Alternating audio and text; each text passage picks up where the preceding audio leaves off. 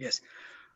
ॐ भूर्भुवस्वः तत्सवितुर्वरेण्यं भर्गो देवस्य धीमहि धियो यो न प्रचोदयात् ॐ भूर्भुवस्वः तत्सवितुर्वरेण्यं भर्गो देवस्य धीमहि धियो यो न प्रचोदयात् ॐ भूर्भुवस्वः तत्सवितुर्वरेण्यं भर्गो देवस्य धीमहि धियो यो न प्रचोदयात् ॐ भूर्भुवस्वः तत्सवितुर्वरेण्यं भर्गो देवस्य धीमहि धियो यो न प्रचोदयात् ॐ भूर्भुवस्वः तत्सवितुर्वरेण्यं भर्गो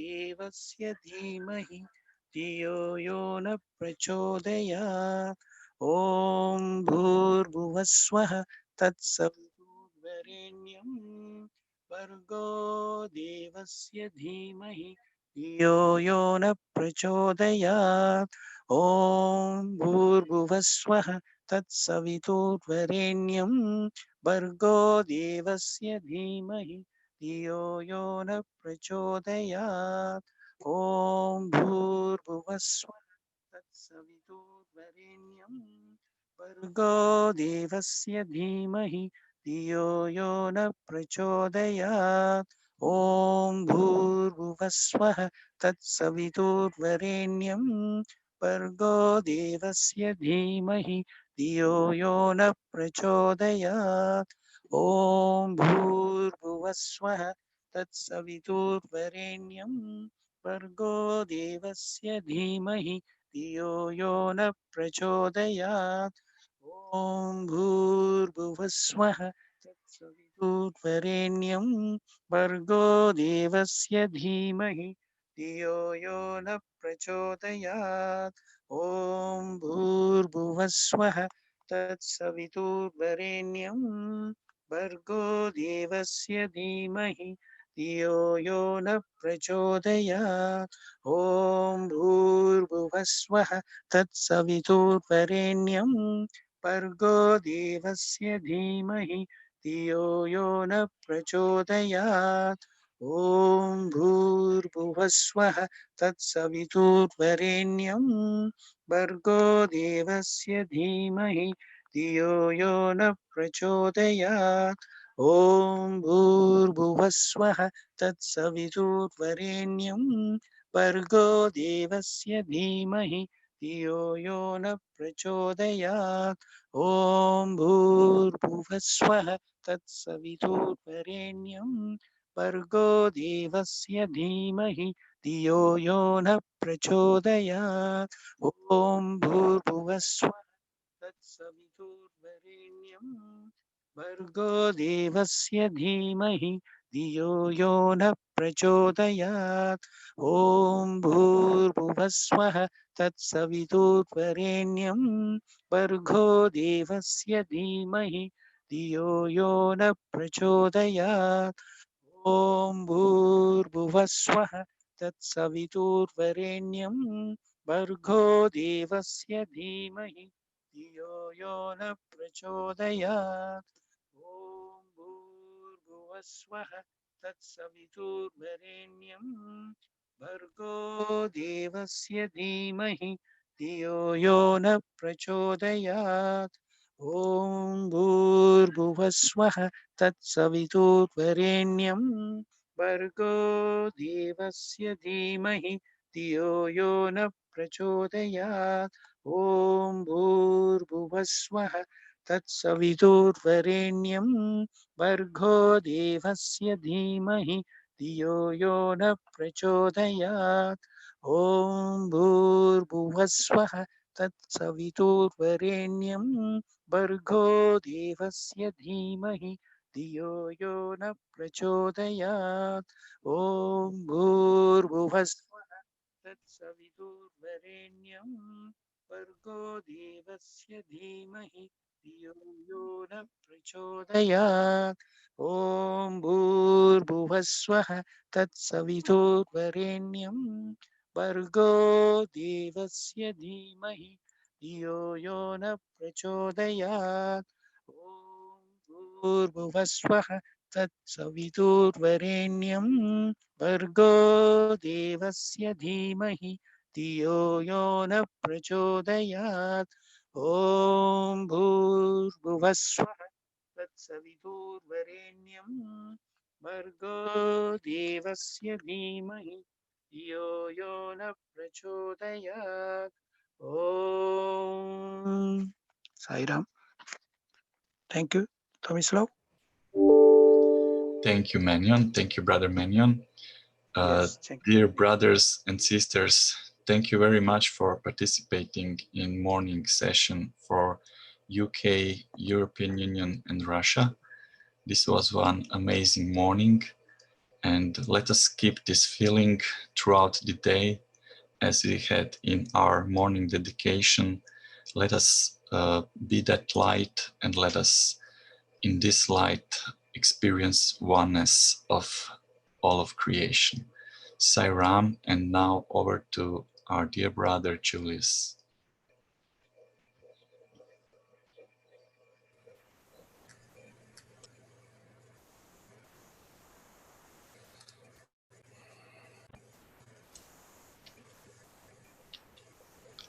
Sai brother Julius, I can't hear you. Sai Ram, I haven't spoken yet. Thank It's you. okay. It's always wonderful to see people full-heartedly chanting in oneness in the air, all over the world. Your voice is heard, and Swami have told that these mantras have some energy which the wind can carry. Swami says the mantras permeates the air and the wind carries it to the next place. I always enjoy it when I remember what Swami says. And when I chant, I always want the wind to chant, want the wind to carry my mantras to everywhere. Okay, Sai Ram, to all the light bodies here. All right, today we have Brother Saha doing this healing the inner child. Yeah, the inner child. Some of you are new to this word. If you're wondering, someone texted me and said, Brother Saha was telling about how to heal my child. So I said, is it healing the inner child or your child? And they're asking me, isn't it the same? Or what difference is there? Inner child. All of us have an inner child which influences us throughout the day. Yeah? Throughout the day.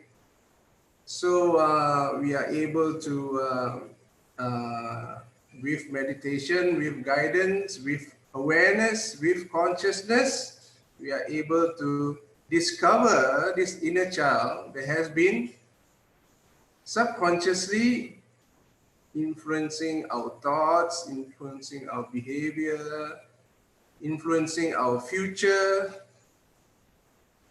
Okay, so it's good to be aware of all these influences, and so that we can no longer let it unconsciously influencing us. So after you discover, maybe we can manage it better. We can help our inner child be more matured, be more loving, be more kind, be more peaceful. Yeah? Okay. All right. I think Brother Saha is here. Greetings, everyone, and Sai Ram. Yes, I'm here. Thank you all for being here. And I know some of you may have done this before in one of these sessions, or maybe with someone else, or maybe through a video or a self-help book. There are all kinds of ways to get in touch with your inner child and to heal the inner child. And I'll just take a few minutes to give an introduction why we are doing this, and the importance of doing this before we start the meditation. Um, when we are doing something, whatever our daily tasks, we think it is our conscious mind, but in fact, studies have shown that up to 95% of what we are doing is actually coming from our subconscious mind. It's a program that's running, and we work as per that program. So many a times you have seen or heard people are aware of this, that the subconscious mind is so powerful, and but it's not something that we always want to deal with, because we are so comfortable in our patterns that what we are doing, and it becomes part of us, and we think that's the only way to do things, even if we want to change. And so, for example, people say, well, I keep on attracting the same kind of people in my life, or I keep on getting the same kind of job, or I keep on finding the same kind of lovers. I keep on landing in the same kind of trouble. And it's all because the subconscious programs are running, and it has its own vibrational frequency, which then attracts the same kind of experiences to you. So it's resonance. And once that keep on happening to us over and over, we use that to justify and say, see, I told you, I never have good luck, or it never works for me because this is all I've been having my whole life. And then we strengthen that story so much more, and we get caught in this loop. And so the subconscious mind is actually responsible for you co-creating what you desire. And also subconsciously, if you resist something, that will persist in your life because you have to have that lesson, embrace it fully for you to graduate. Now, there are many ways how we are hurt. Our inner child is hurt. And only when we could understand that and heal those wounds, we could then move on without what I call excess emotional baggage. Now, this emotional baggage stops us from living in the present moment. So the present moment, as we know, theoretically, from many ways, well, live the moment. This is all you have. It's true, but once you understand that you are not able to be there, is because of the emotional baggage. Either we live in the past, thinking of all the bad things, the wrong things, and whatever the stuff that hurt us, and then we start looking into the future with some kind of hopes and dreams, and also with the belief patterns, well, this happened to me in the past, so maybe it'll happen to me again. So we look into the future as well from the pain that we have experienced in the past. So we are actually putting more power behind these same patterns to create more of that in the future. So, but when we heal our inner child, we are then able to feed in to the subconscious mind thoughts and emotions that are actually beneficial to us than letting the old programs run. So now many times we have all practiced some kind of affirmations, and they work, but they will only work properly when you have healed the inner child, because you need to embrace that. You cannot put that under the carpet and say, well, it doesn't exist, it's gone, because it'll keep on coming back because it's a lesson you have to learn. So only when you embrace that, we feel wholeness. You have to accept the shadow, the darker side, and what you experience with love and compassion. And then we got to go into the next stage of putting in new ideas to the subconscious mind, because the subconscious mind, it doesn't see good or bad. Its job is to help you manifest whatever you put into it through your conscious mind. So during the day, if we are putting in negativity from what we watch to what we say to who we interact with, and we think about it and we beat ourselves up over that, we are actually putting more and more of what we don't want into the subconscious mind. So we wake up with those thoughts going into our head for the next day, ready to execute that program that we just put into our subconscious mind. So, and it happens to us without us even knowing. So this is so important that we do this. So to bring this into a little bit more focus for some of us who may not be aware of this, up until about the age of 8, children are, it's like a ball of clay. Like you could just mold them into any shape you want simply by what you say and do with them. And we are all here today with some kind of molding that took place in our lives, and we were taught certain things by our parents, which they believe to the best of their awareness at the time they raised us as what's right, what's wrong, what's good, what's bad. We were taught certain things by whatever the religion we followed. Then we went to school, we were taught certain things.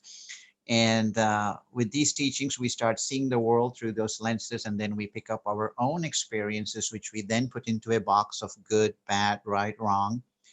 And the more we put these experiences into these boxes, we start seeing the world through these lenses that we put on, just to justify what we are experiencing is correct. And it makes us believe that, hey, something in the outside world happened to me, it's happening to me, therefore I'm feeling this way. But the reality is, it's happening within us all the time, and the outside world is just a reflection.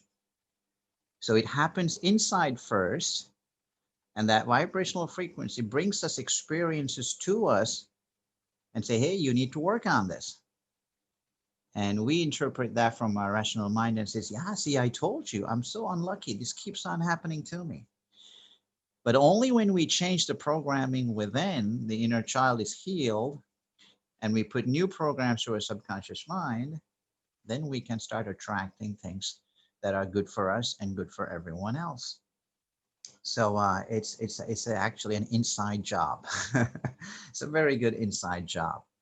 So when we are from the age of 1 to 8, so it could be something that one of your parents talked to you in a very harsh way, or you got punished in school, or you got humiliated in school, somebody bullied you, or whatever that happened to us. Maybe the kids in the neighborhood did not want to play with you.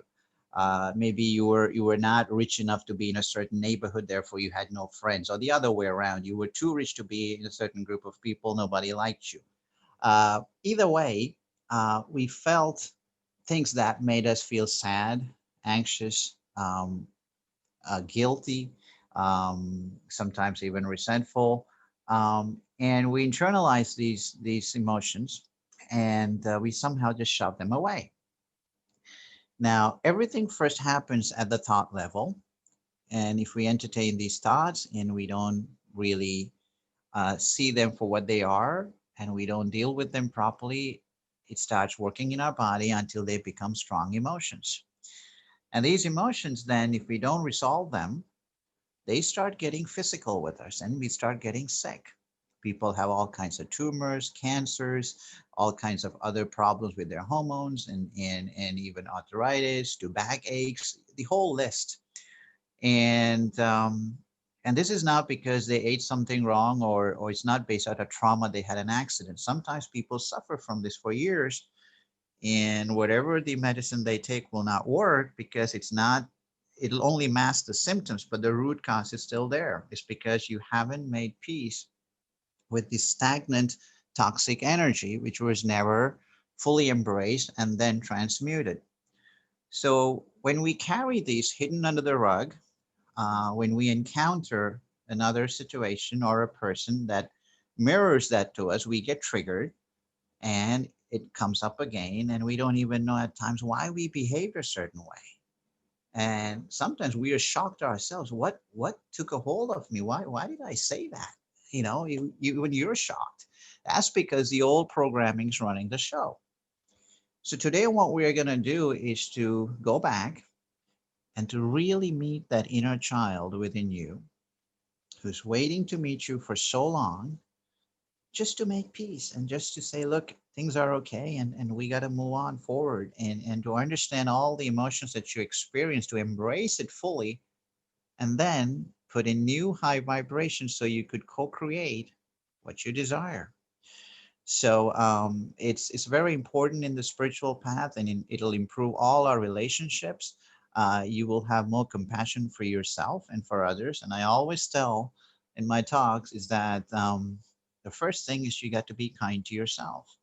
The most unkind person to you is your own self.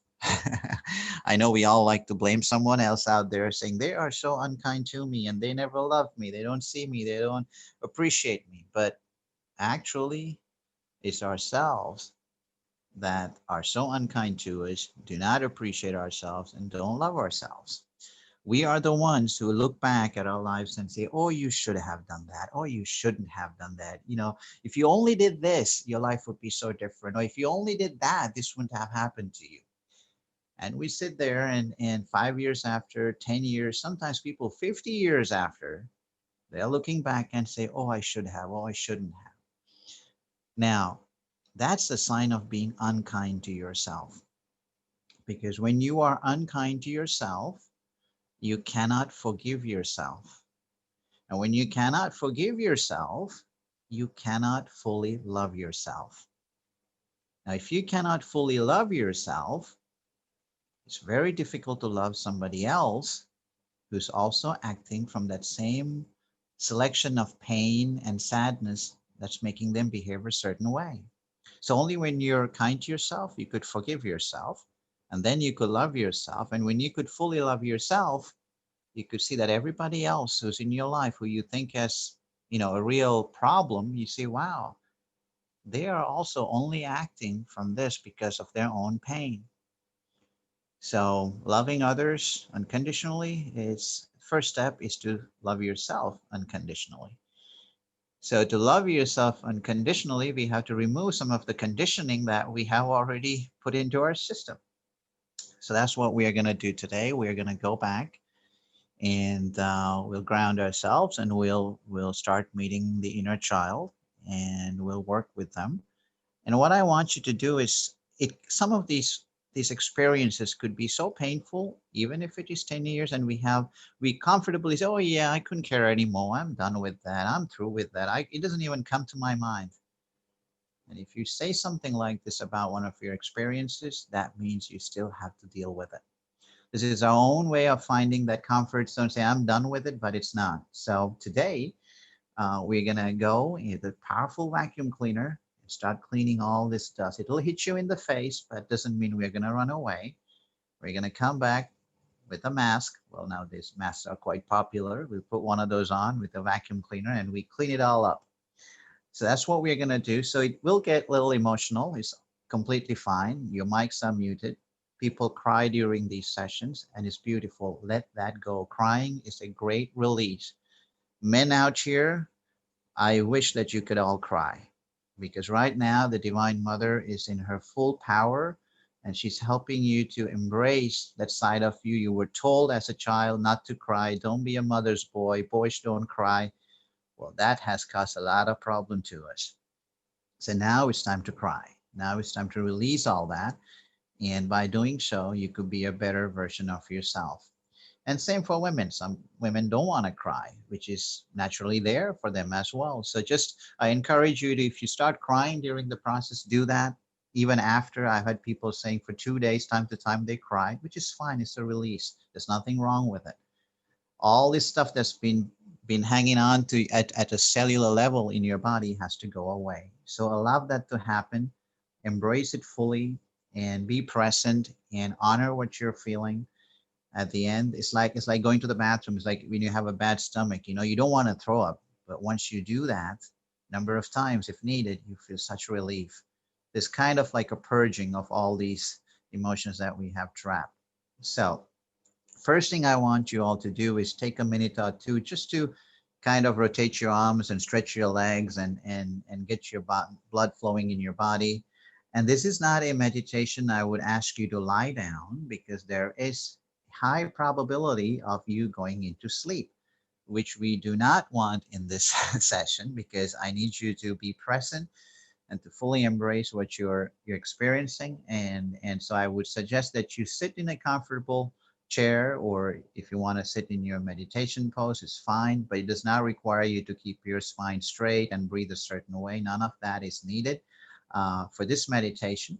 So just find a quiet place, but first stretch, go to the bathroom if you have to, so that will not be troubling you. And keep some water next to you if you want to take a sip or two as we go along. But just be comfortable. In the entire process, you're going to be keeping your eyes closed. And afterwards, if you feel like sharing your experience, you can. If you don't want to say anything, that's also fine. If you simply want to leave the group and sleep, that's fine. However, it aligns for you. So let's have some fun and meet our inner children. And with the group energy of love, I think all of us can benefit. And with my love and gratitude to you all for being here today, let's start the session. Take a few minutes to get ready, and then we will start.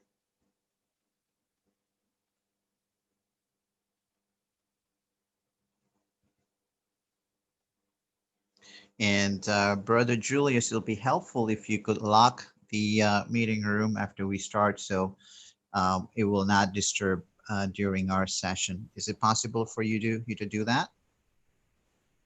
Yeah, sure. Okay, great. I'll do that. Fantastic. Yeah. Okay, so take a few deep breaths, and I want you to breathe just like you were breathing when you were a little child. That is to breathe all the way into your stomach. If you ever see a little child sleeping, you could see how it's like a cartoon. Their whole tummy, it's like a balloon, goes up and then it flattens. So we got to do some belly breathing all the way in and just let it out slowly. So just to get yourself centered. So take a deep breath. Gently release that. And after that, you could just let yourself breathe the most comfortable way for you. And also remember, do not try to chant anything here or to visualize your masters. They're all here in your heart space. This is all about getting in touch with your inner child today. So no other rituals are needed. Free yourself from all of that. Okay. Now, keep your eyes closed throughout the session. And let's start it. So imagine a beautiful and powerful beam of shimmering golden light coming from the heavens. That's the divine fatherly love. It's coming from the heavens towards you, towards your body. And at the same time, a similar light beam is coming from the core of Mother Earth. From the center of Mother Earth, there's another beam of light coming towards you. And they're coming down fast. It's powerful. It's almost a liquid golden light. And it comes to you very fast, but as it comes close to your energy field, it slows down. The light coming from the Divine Father is now entering your body from your crown chakra. And the Divine Motherly Love coming from planet Earth is entering your body through the soles. Now, as this liquid golden light enters your body, it's extremely powerful that it cleanses every single cell in your body. No space is left untouched. As it enters your body, feel the energy coming in and feel the sensations as it cleanses your body. The golden light is going to clean every single DNA strand in your body. It's a warm sensation that you feel coming down from your crown chakra into your third eye, Just cleaning your physical eyes, the face, the mouth, the throat. It's going down through your neck, to your shoulders. Your shoulders have a lot of trapped energy, so it's going to take a bit of time to really take off that buildup of energy on your shoulders. That's where we carry a lot of our baggage. So spending some time there, and meanwhile, the Divine Mother energy is coming back up through your feet into your ankles, cleaning everything in its way. And the liquid light is coming up your legs, up onto your knees, slowly moving up to your thighs and into your groin area and into your base chakra. Now it's cleaning up the tension in your root chakra area. Lots of people have lots of lower back pain because that's another area where we carry a lot of our emotional baggage and tensions. So feel this energy cleaning up everything that is stored there for years. It's melting it away, and all your cells are being restored into its full glory. Now these two energies, these two beams of glowing light, is moving up from your root chakra towards your lower abdomen, and the light on your shoulders is moving down through your chest, getting very close to your heart chakra. The Divine Motherly Love is now coming to the upper areas of your stomach, and they're both very close to your heart chakra. Now imagine with your next breath as you inhale, these two beams of light are converging at your heart chakra, and you feel wonderful all over. Your entire body is now filled in liquid golden light. You are a shimmering golden being of light. Your entire body, you're glowing. That's all you are, pure golden light. Now, I want you to imagine each breath you take and each time you exhale, this golden light is now going beyond your physical body, coming out of your heart chakra and creating a small bubble around you. Each time you breathe in and breathe out, you're creating this golden bubble of light around you. Breathe in deeply from your heart chakra and breathe out from your heart chakra. This liquid light is creating this bubble around you. Slowly breathe in and breathe out until this bubble of light is completely covering you. You are inside this bubble, and if you spread your arms out, that's how far it reaches. There's this beautiful golden light, a bubble of light, where you are inside of that, and you and bubble are one. This is how your energy field looks like when we walk around. So now, while being in this bubble, I want you to imagine, or it could even be a place you've already been to, the most beautiful place in the world. It could be a mountaintop, could be the beach, could be a meadow, anywhere in the planet, anywhere where you live or you want to go. A place that is so peaceful that you just want to be. So I want you to picture yourself in that special place where you consider it to be the most beautiful and most relaxing for you. And once you get there, there is a little table and two chairs waiting for you. And I want you to sit down on one of those chairs. The golden light is still covering you, and each time you breathe, you're breathing from your heart chakra. It's a beautiful dance of this golden light within this bubble. and you sit down on this chair. And then I want you to remember the most playful and joyful time in your life as a little child. Now, this little person, I call a little person because of male and female. So this little person, the little you, it could be when you were 2 years old, it could be 3 years, 4 years, 5 years, however you remember as the most joyful time in your life.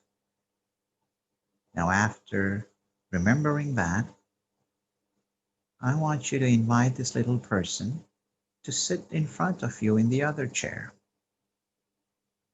The little you, the little loving, carefree, non-judgmental, divine being who's taken a human birth is now sitting in front of you. And I want you to look at the eyes of this little person with so much love coming from your eyes and your heart space. We'll make a beam of light coming out of your heart space to this little person's heart space. And you're looking at them with so much love. 2 beams of golden light are going from your eyes to this little person's eyes. And as that happens, this little person, the little you, is also turning into a completely glowing divine being of light with the same golden liquid energy and light. Now, breathe in and breathe out that light and welcome this little child and say, I'm so happy we're meeting today. I'm so grateful that you showed up to meet me today. And I want to share with you what I've been waiting to tell you all this time. Now, you tell this little child,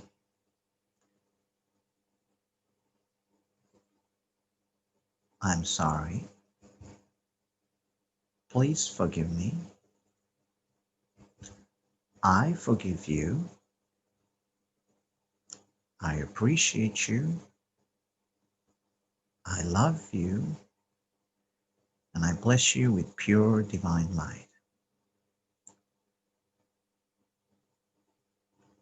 I am sorry. Please forgive me. I forgive you. I appreciate you. I love you. And I bless you with pure divine light. Now, in this sacred space, I want you to go back, look back at your life, and look at the moments in your life. It could be any age. You could jump. There's no reason for you to take it year by year. If that helps you, you could do that. If not, you could jump back and forth. You could come to your teens. You could go back to when you're 10. You could come to your 25th birthday. Doesn't matter. The inner child is still the same. I want you to look at the earliest memories that you have where you felt pain, you were confused, you had anger, frustration, resentment, guilt, fear, any of these low-level vibrations. It could be a time where you were punished by your parents for something that you did or did not do. Could be by a teacher. These are some of the very common ones. Somebody spoke to you in very harsh words and told you things so bad about you that you actually lost your self-confidence. Somebody could have told you you will never be this, or that you will never become this, or you're always like this. You're always such a disgrace or a failure or a misfit. You're not worthy. So think of that moment or moments that where you were told this and you just did not know what was happening to you at the time. And you actually started believing that this is true. So go to that moment There could be few for some. It could be the time where kids in the neighborhood did not want to play with you because you look different or you couldn't do the same things as they did. Maybe you were too short to play with them, whatever.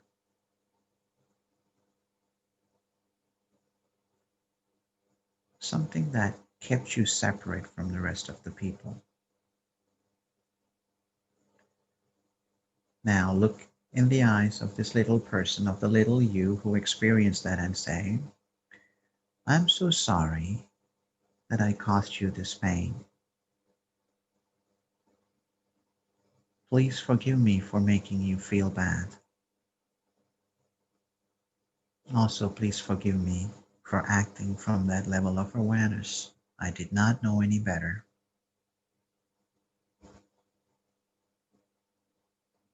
And tell this little person, I appreciate you despite all what you have experienced, and I love you. And I bless you with pure divine light. And as you say this, you will see this little person is beginning to smile, sometimes cry, sometimes smile and cry at the same time, just like we did when we were little children. We had that power of crying and smiling at the same time. And while you're doing this, reach out and let the little person's hands come to your hands. Your palms are facing up on the table. The little person's hands are touching yours. Hold hands.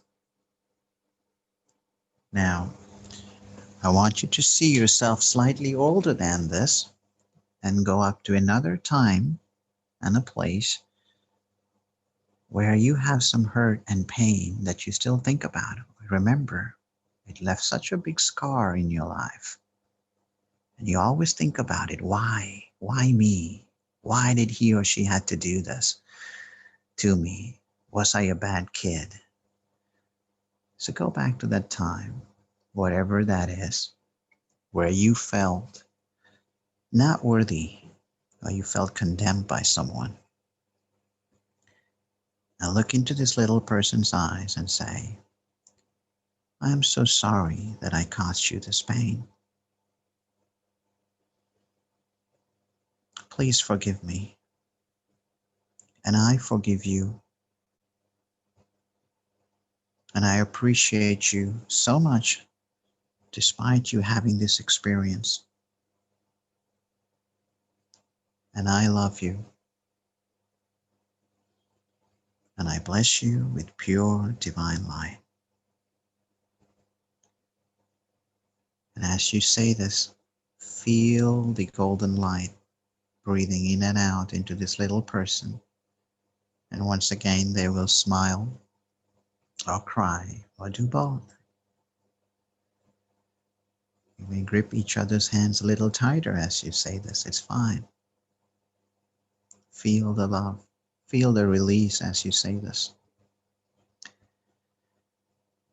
Now I want you to go to another time and place in your life where you have another such moment where you felt so terrible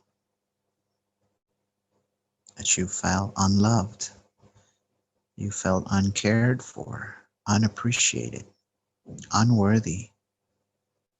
Maybe you felt guilty. Somebody said something or did something that left a big scar in you. You in fact even start doubting God. You start doubting humanity. It was so painful. Go to that space and once again, look into the eyes of this little person in front of you while sending love from your heart. Say, I'm so sorry for letting you feel this pain. Please forgive me.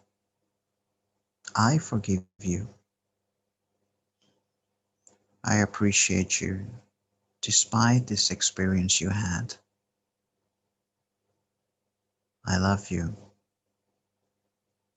and I bless you with pure divine light. And feel the lightness you feel in your entire body as you release this. You are releasing all the energy that is trapped at a cellular level. It's going away. Each breath of golden liquid light you take in and take out while holding hands is going away, never to come back. You're allowing yourself to be healed. You're no longer fighting that. Now, we want to do the same thing now with different kinds of emotions. So you have the choice and see how you experience and what you experience at a certain time. And you're free to go jump back and forth from any age, from 5 to 15 to 35, back to 25. It's fine. Because the same patterns repeat in our lives, giving us the same experience over and over. So you may have to go back and forth. That's completely all right. So now, let's take one of the very strong ones that we all struggle with, and that's guilt. Guilt is a very damaging emotion, and we all carry that. It can be caused by so many experiences. And guilt makes us go back to the past and spoils our future. So I want you to see where and when in your life you felt guilty. Maybe you think you're done with it, but still, if you felt guilty at that point, I encourage you to go to that place again and embrace that feeling fully.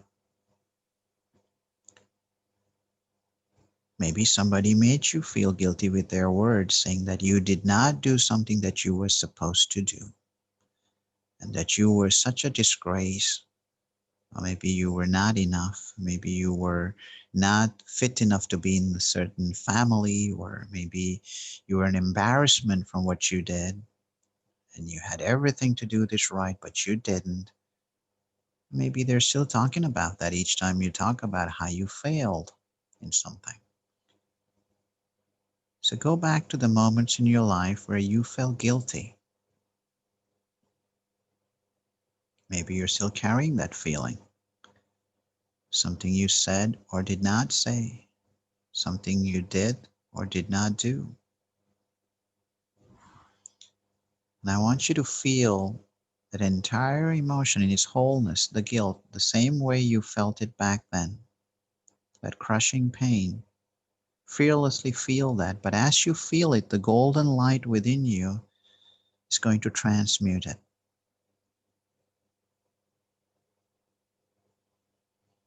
And each breath you take in from your heart chakra, the golden light, and breathe out, there's moments where you felt guilty. Start doubting yourself.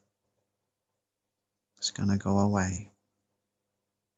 Allow it to go away.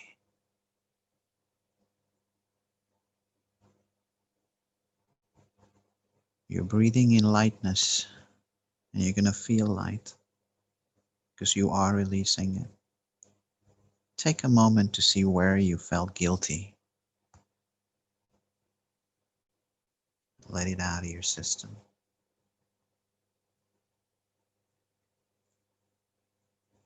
It's okay. If you have to cry, do not hold it back. It's part of your healing. It's part of the cleansing.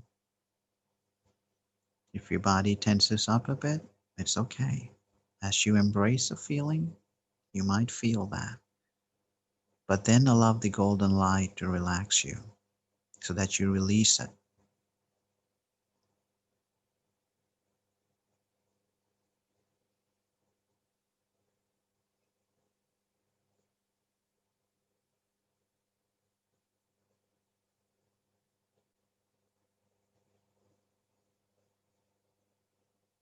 Beautiful. It's all beautiful. Embrace it fully and release it.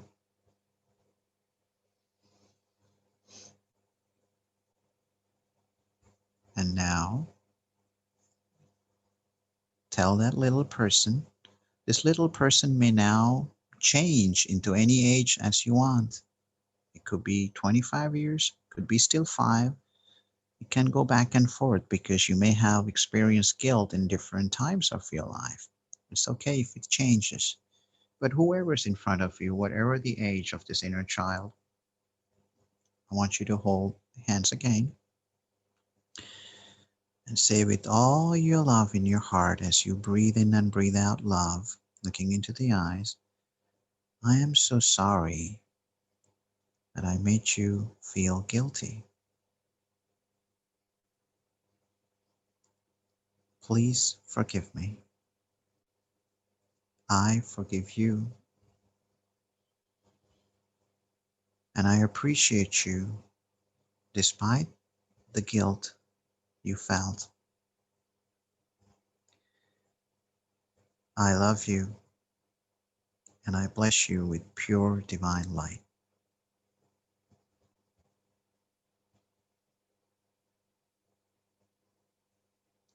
The person in front of you is so happy to release this now and to be fully accepted.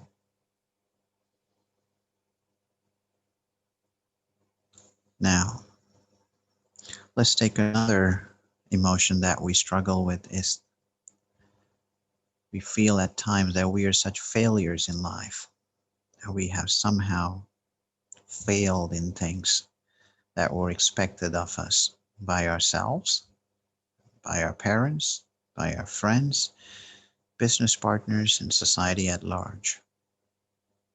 Somehow we failed. This could be many ways. Maybe you did not pass that exam the way you wanted or your teachers wanted. Maybe you did not win a prize. Maybe you did not qualify to be in the school basketball team. Maybe you were not picked to be one of the top group of students in your school to go on a trip. Maybe you failed a major exam in college that you thought will define your life. And a big one, maybe you failed as a lover, a husband, a wife, a father, a mother. Maybe you think you're a failure in how you took care of your parents or still taking care of them, and you think you're not good enough. Maybe you feel you're a failure because you're not taking care of your business so well. Maybe you're not being a good boss. Maybe you're not being a good employee. Maybe you're just a failure all over because you believe that you never had good luck and your life is a total failure, that you did not meet any of the milestones of society. Maybe you dropped out of college. Maybe you could not make your marriage work. Maybe you could not make your second marriage work, or even third one is a failure. For some people, that's true because they all had to meet these karmic partners. It's not a failure. Maybe you did not make enough money by a certain age because that's what your target was. Maybe you failed to make your business grow. Maybe you failed to have that second child that you both wanted. Maybe you never had children and you think somehow not being a parent is a big failure. Maybe you could never upgrade your house from a small apartment to a big house. Maybe you could never get that dream car, or you always buy the secondhand cars and you could never afford one. Maybe you have not traveled out of your country and you haven't seen the world like others and you somehow feel you're a failure. Everybody else is doing it. So take a minute or two to see where in your life that you feel like you are a failure. It could be something that you thought of yourself, or maybe there are people who are continuously reminding you that you are a failure. And you started beginning to believe that.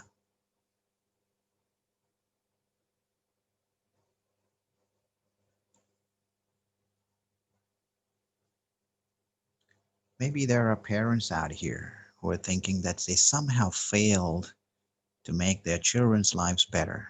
Or we did not put them through better schools, or we did not help them through their career path, or we failed to find them a good life partner. This is a big one for a lot of parents. They somehow feel that it's their job because now they're suffering with their partner. Well, they chose that person for lessons. It's not your fault. You're not a failure. So look into all aspects of your life where you feel that somehow you were or you are a failure as you believe.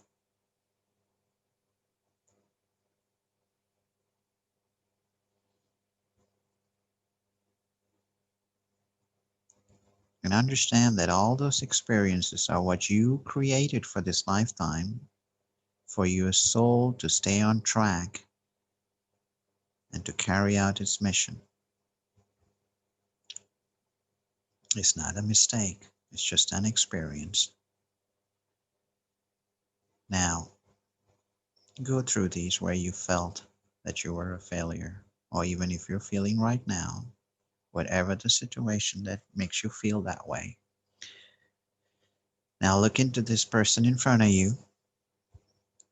The age may change. Hold the hands and say, I'm so sorry that you had to experience this emotion of feeling like you were a failure. Please forgive me. I forgive you. I appreciate you. I love you. And I bless you with pure divine light.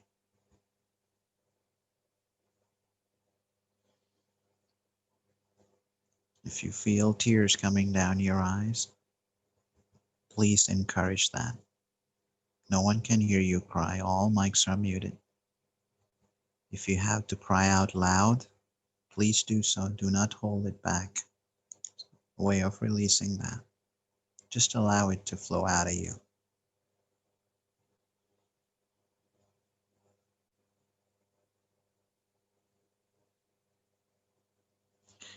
Now, let's take another one that a lot of people struggle with.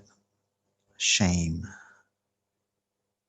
Shame is another big one that prevents us from living our life to the fullest. Because somewhere someone said something or did something or taught something that doing or not doing something is very shameful, and that you're eternally damned for doing so or not doing so. That somehow you cause shame on your family or your school or your country or your culture or your religious establishment, that you cause shame.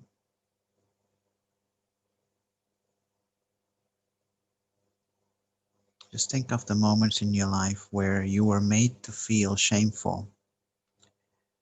And over time, you actually took ownership of that and you start believing that you did something shameful and that you should not be forgiven for that. And you hold that as the truth. Because of that shameful act, you're no longer worthy.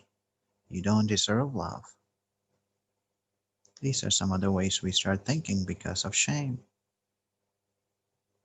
That we do not deserve self-respect. We do not deserve love and care because we did something shameful.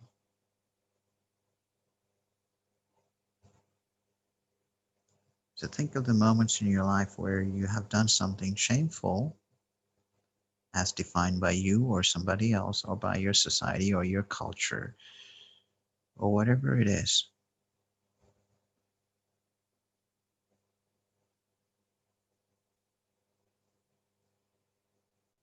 And you look at the person in front of you and you tell that little person, I'm so sorry that I made you feel shameful. Please forgive me. I forgive you. I appreciate you despite the fact that you believe you did something shameful. I love you and I bless you with pure divine light. And release that. If your body feels a bit of tension, some people shake, some people start to just freeze. Whatever it is, just breathe in the golden light in and out to help dissolve that tension in your body and let it go. As the golden light comes in, you start cleansing every single part of the body where these emotions are trapped.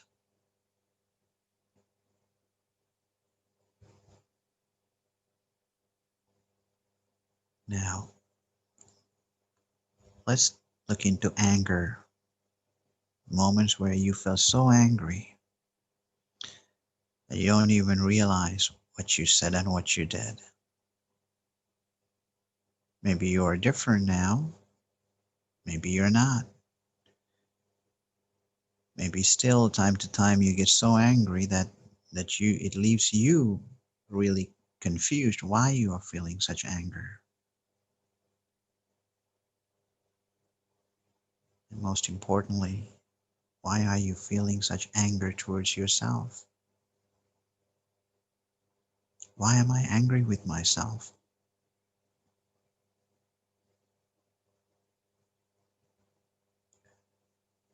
I want you to take a moment to go back and see the moments in your life where you felt such crippling anger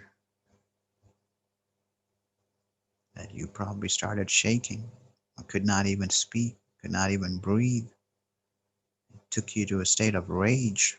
You probably throw things around, bang doors. We've all done that at some point.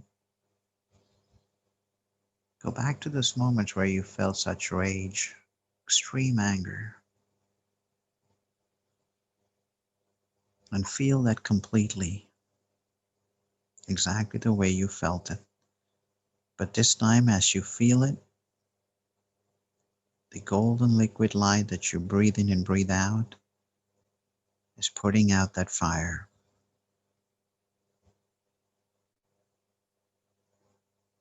It's melting away.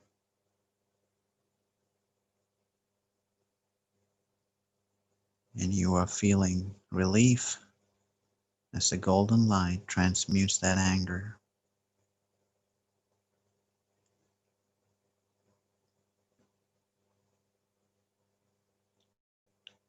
I want you to look into the little person's eyes again with so much love and compassion and tell them, I'm so sorry that I made you feel so angry, that you went into rage. Please forgive me.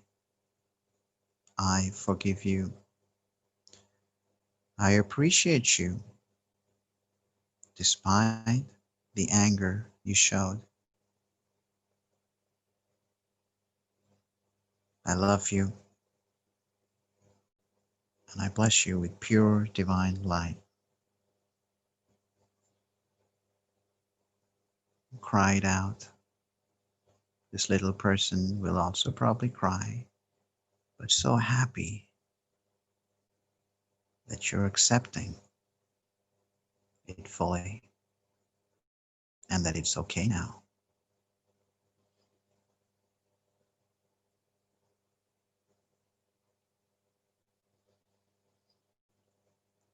Now let's take another one that we carry around with us, fear.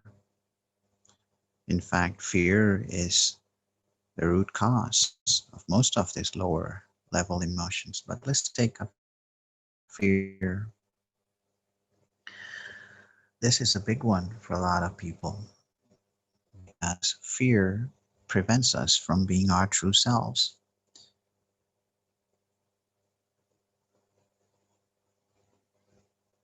So go back and take a look at your life and see where you felt fear. The most important one I want you to look at is You were so fearful of speaking your heart and sharing your joy, expressing yourself to the fullest. Because somewhere someone told you that it should not be said or should not be done this way, that it's wrong, that you should not fully express yourself. Because if you do, there will be consequences for doing so. So you were fearful of expressing yourself. And this manifests in many ways. Because of fear, sometimes we do not say what we are meant to say at that time, though we feel prompted, because we are so concerned of how people will react.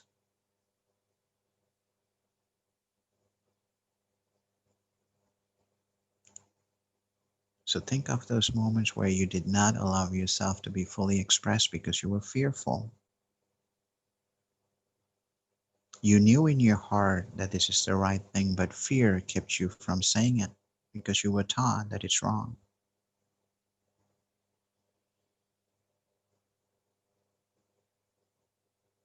You did not take a chance in life. You did not take a risk because you were told that it's not good, this is the way to do something, and that you will fail if you try the other way around. And that fear stopped you from following your heart. This could work with the life partner you're living with right now. Many people struggle with that. They are with their life partner because they either did not express themselves fully to the partner they could have been with, they still think of, or they somehow did not fully express what they want so that they will be accepted by the person they're with.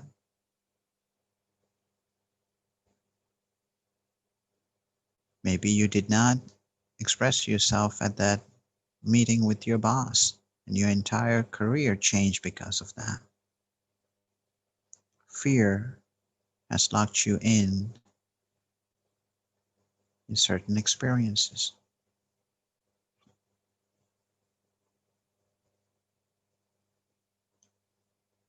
And because of that fear, you're now looking at similar experiences with fear, thinking that something bad will happen.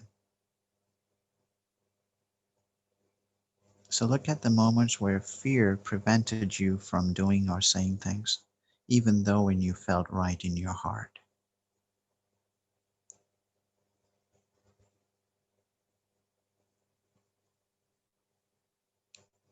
Now, I want you to look at the little person's eyes again and tell them, I'm so sorry I made you feel such fear.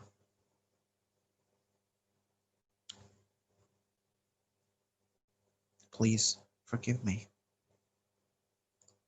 I forgive you. I appreciate you, even though you felt such fear and you did not express yourself. I love you, and I bless you with pure divine light. And allow yourself to release this fear of expressing yourself.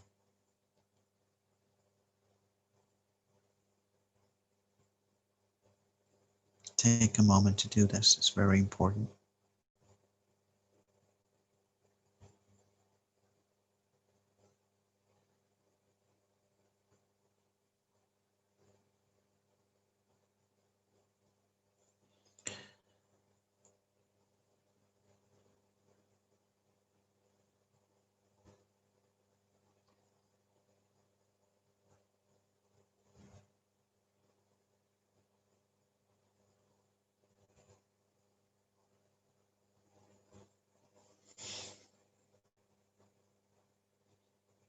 If you feel tension in your body, allow the golden liquid light to transmute it in each breath you take.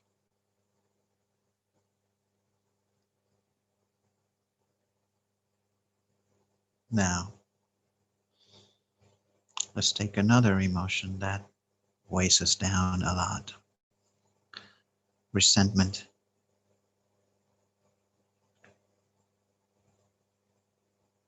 Take a look at your life and see where you felt resentment because you believe someone or something happened to you.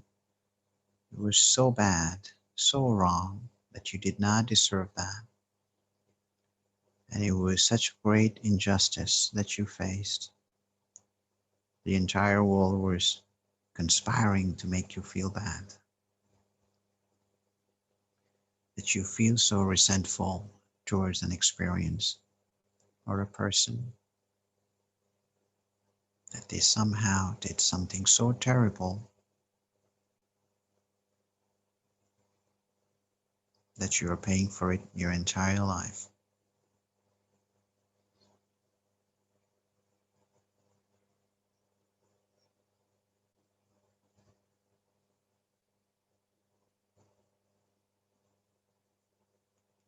Look at the moments where you felt great resentment. This is very important because along with resentment comes resistance, and what we resist persists. So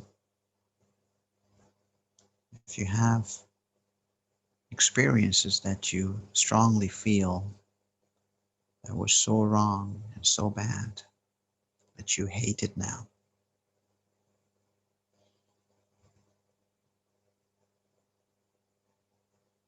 you go back, look at the eyes of this little person, breathe in the golden light from your heart to his or her heart, looking at the eyes and say, I am so sorry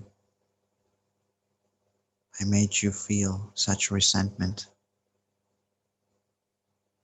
Please forgive me. I forgive you. I appreciate you even though you were being so resentful at that time.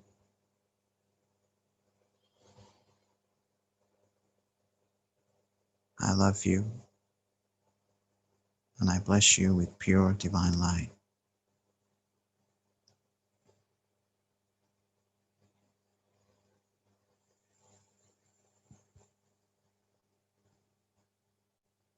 Take a moment to just hold hands and share this love.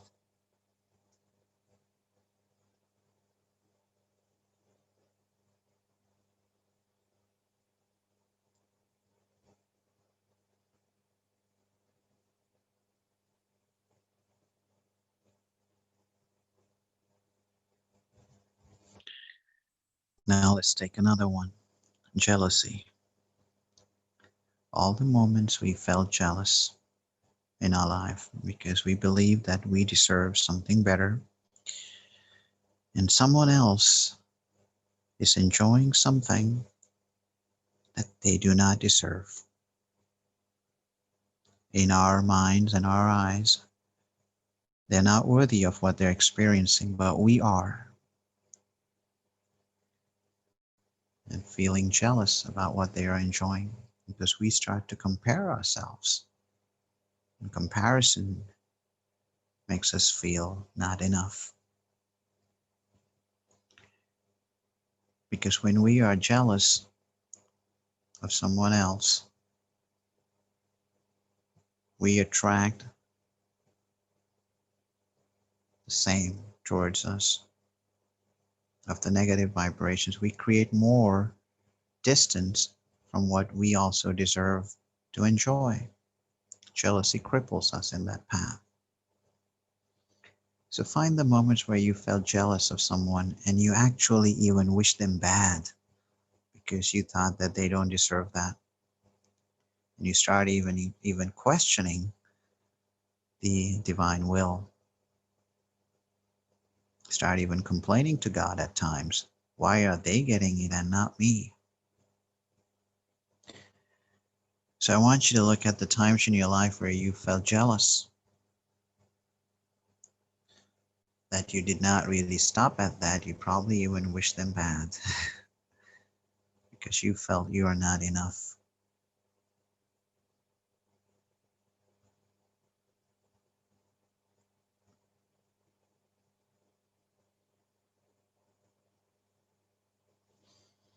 Now look at the eyes of this little person and say, I'm so sorry that I allowed you to feel jealous. Please forgive me. I forgive you. I appreciate you even though you felt so jealous. I love you. And I bless you with pure divine light.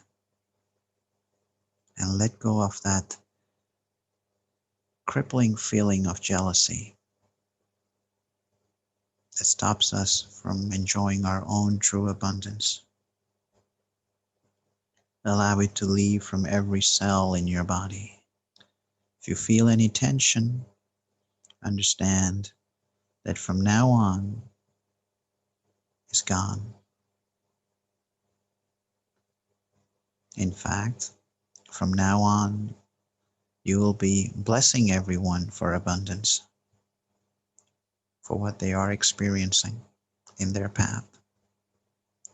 And by blessing them, also know that you attract the very thing that they are enjoying. And remember that always. Bless them, bless them, bless them.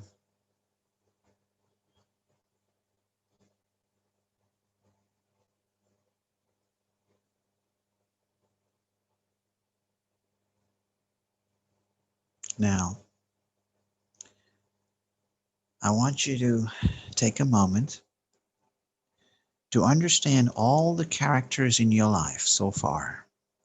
It could be a brief encounter of running into somebody while you were traveling, or it could be a person who's no more in the physical form, or it could be someone who just appears in your life continuously just to make your life miserable as we see it.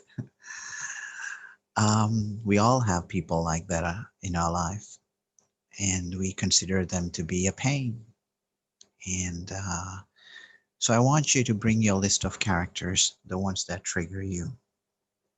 Some of them, as I said, may not be in their bodies now, but still when you think of them, certain emotions come up. So today they're all going to come in front of you to give you the chance to heal your inner child. So as one by one, or sometimes in groups, it could be sometimes in a group because the situation was such. But I want you to bring out these people. You could start with your parents because they're the ones who had blessed us with this human birth so that we could have this experience. You may have had some judgment towards them, whether they were good parents or bad parents, or continue to be good or bad. Just look back at the emotions we looked at and see where you need to heal. And one by one, as they come up, I want you to look them into their eyes, send them beams of golden liquid light from your bubble as you breathe in and breathe out, and send a beam of golden light from your heart to theirs, and watch them turn into the same divine light that you are. You start to see it in them.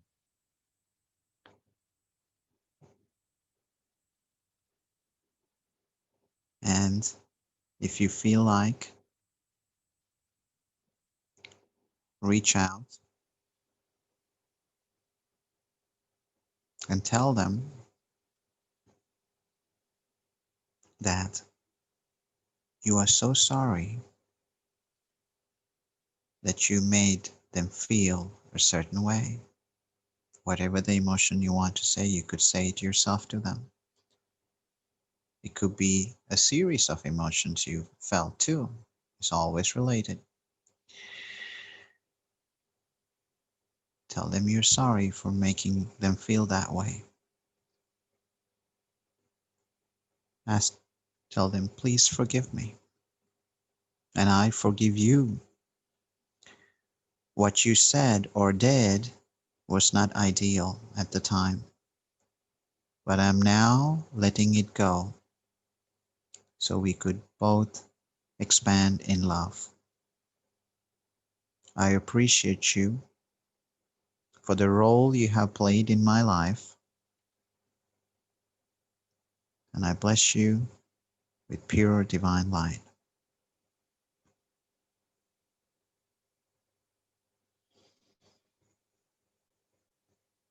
Now call another character from your story. Feel the emotions that you have to work out with them and say, I am so sorry for making you feel these emotions. Please forgive me. I forgive you. What you said or did at that time was not ideal, but I understand you were also expressing yourself from a point of pain. I appreciate you for the role that you have played or playing in my life. I love you and I bless you with pure divine light. As you do this, if you feel like it, I want you to reach out your left side to their left side and hug them where your hearts touch one another's hearts. At that point, if there's anything that is stuck in any part of the body, as the golden light embraces one another, it will disappear. If you feel like crying, it's okay. Let them cry as well. It's okay. And hold them for some time if you feel like it and let them go. If somebody who's no longer in a physical body, energetically they're there, just imagine their light body and talk to that light body. They hear it wherever they are.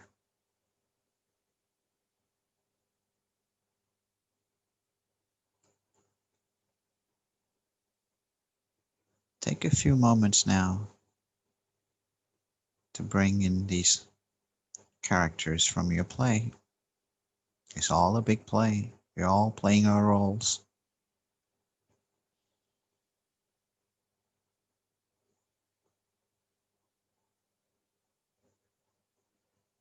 Tell them, I'm so sorry that you felt these emotions. I'm so sorry you felt this way. Please forgive me. I forgive you. What you said or did at that time was not ideal. And I know you said that or did that from a point of pain. I am now letting it go so we could both expand in love. I appreciate you for playing your role in my life. I love you. I bless you with pure divine light.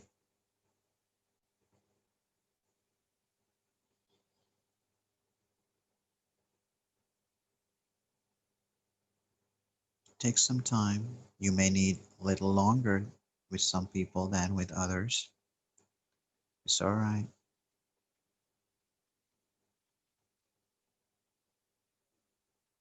And once we do this now, if you need to work on this later, they could always come back to you in the same space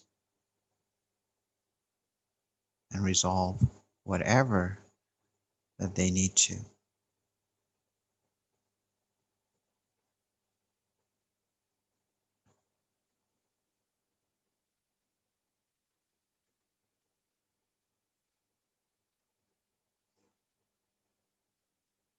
bring another character. Look them in the eye with so much love and compassion like you never looked at them before. Send them beams of love from your eyes and from your heart.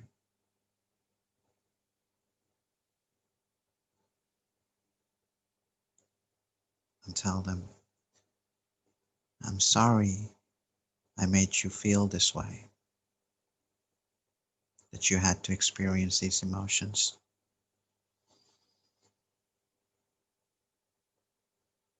Please forgive me. I forgive you. What you did to me or said to me was not ideal. And I know you did so from a point of pain that you carried within yourself. I'm letting it go so that we could both expand in love. I appreciate your role in my life. I love you, and I bless you with pure divine light.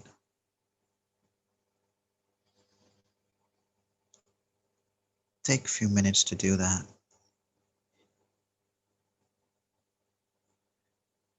And hug them if you feel like it. Let them hug you.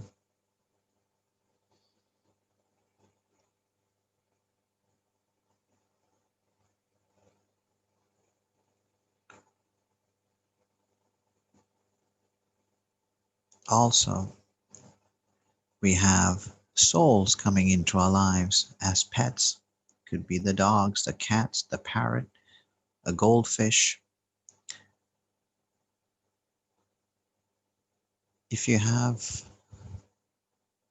that kind of bond with a pet, there's always a karmic connection.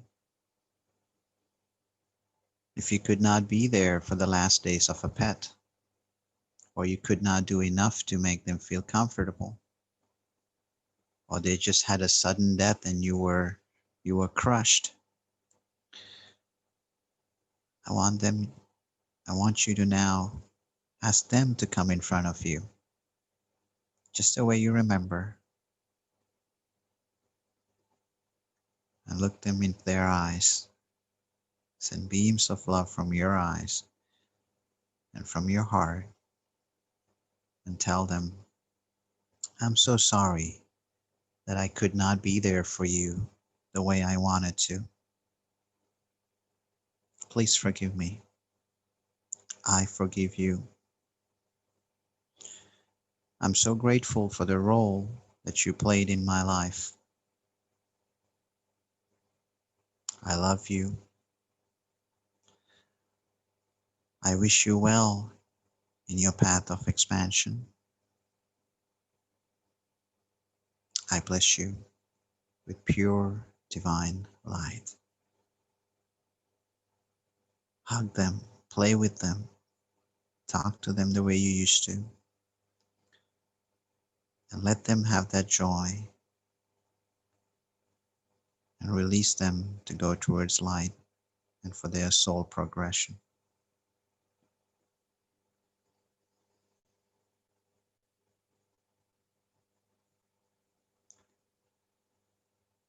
Now, do that to all the pets you had. It could even be a friend or neighbor's pet that you shared a moment with. They're all beings of light and love.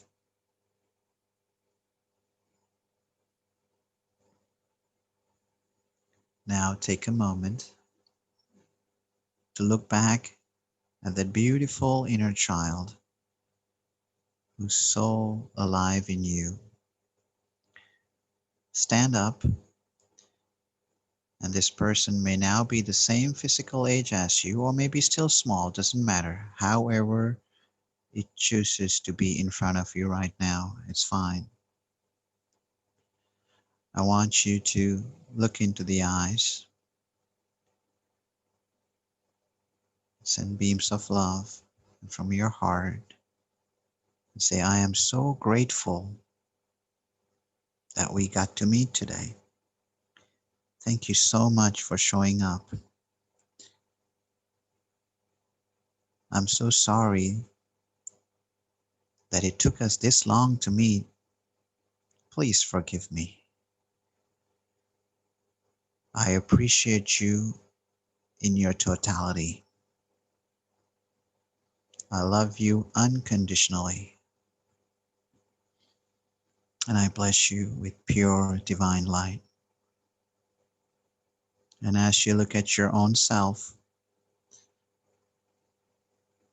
I want you to reach closer, left side to left side, physical heart in alignment with the physical heart, and just give the most beautiful, warm hug that you've been waiting to give to your inner child for so long.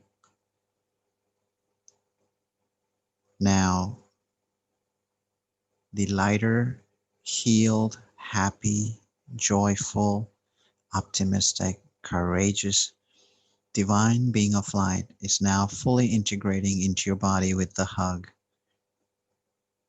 Each cell is realigning and recalibrating. It's a new you you're hugging. The healed inner child is now taking control inside your body and in your mind and in your subconscious mind and in your energy fields. Take a few deep breaths of golden light to fully integrate your new healed inner child.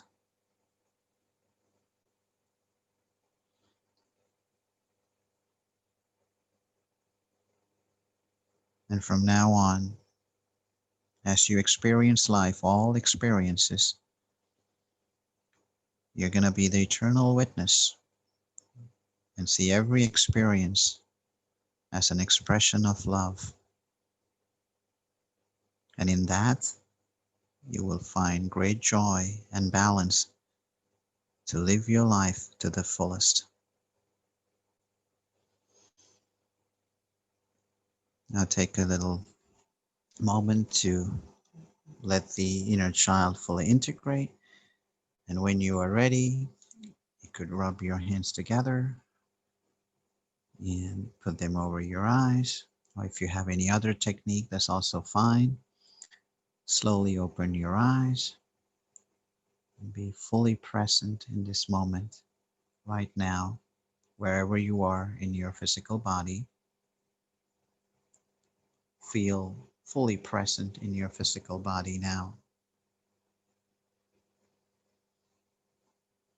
And make sure that you have a smile on your lips as you open your eyes, because you've done tremendously well to allow this experience. It takes courage to do that. So you did well. You are a divine child of light eternally. And today you met that child, and always be aware of that child. Love you all and bless you all. And may all of you find rapid progress in your ascension. At this point, if anybody wants to leave the meeting and go back and do their own meditations or wherever you are in the world, you may do so. If you want to stay back, we have about half an hour in our scheduled time to talk about anything. If you want to share your experience, that's fine. If you don't want to, that's also fine. So it's now open forum.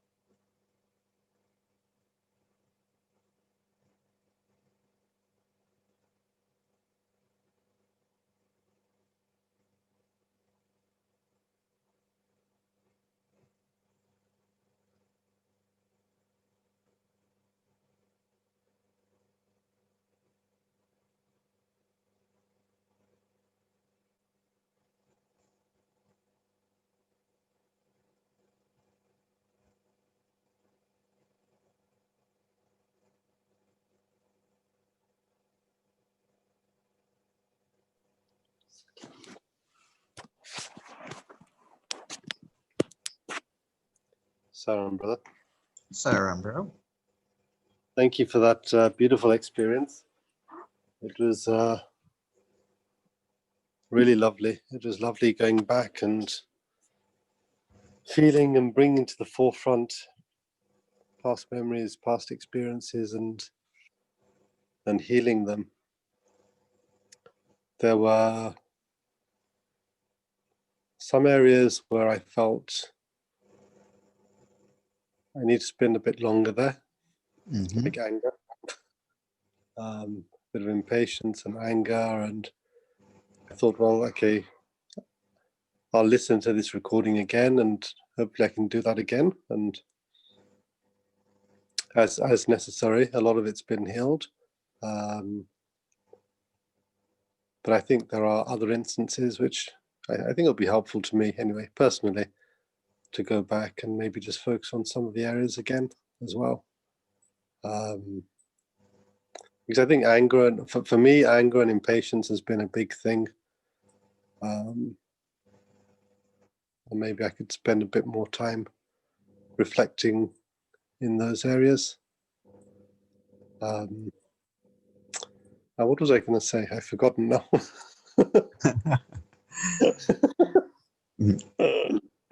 Oh.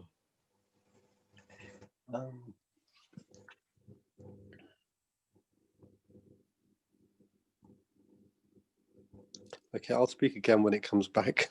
Sure. I'm glad you allowed yourself to be here. And yes, it's not always possible because everyone has different areas they want to focus on. So this is just a tool, a guideline to get you started.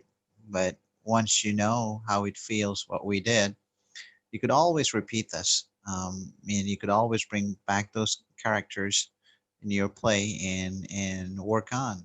And yes, sometimes it needs more work. Sometimes it just disappears.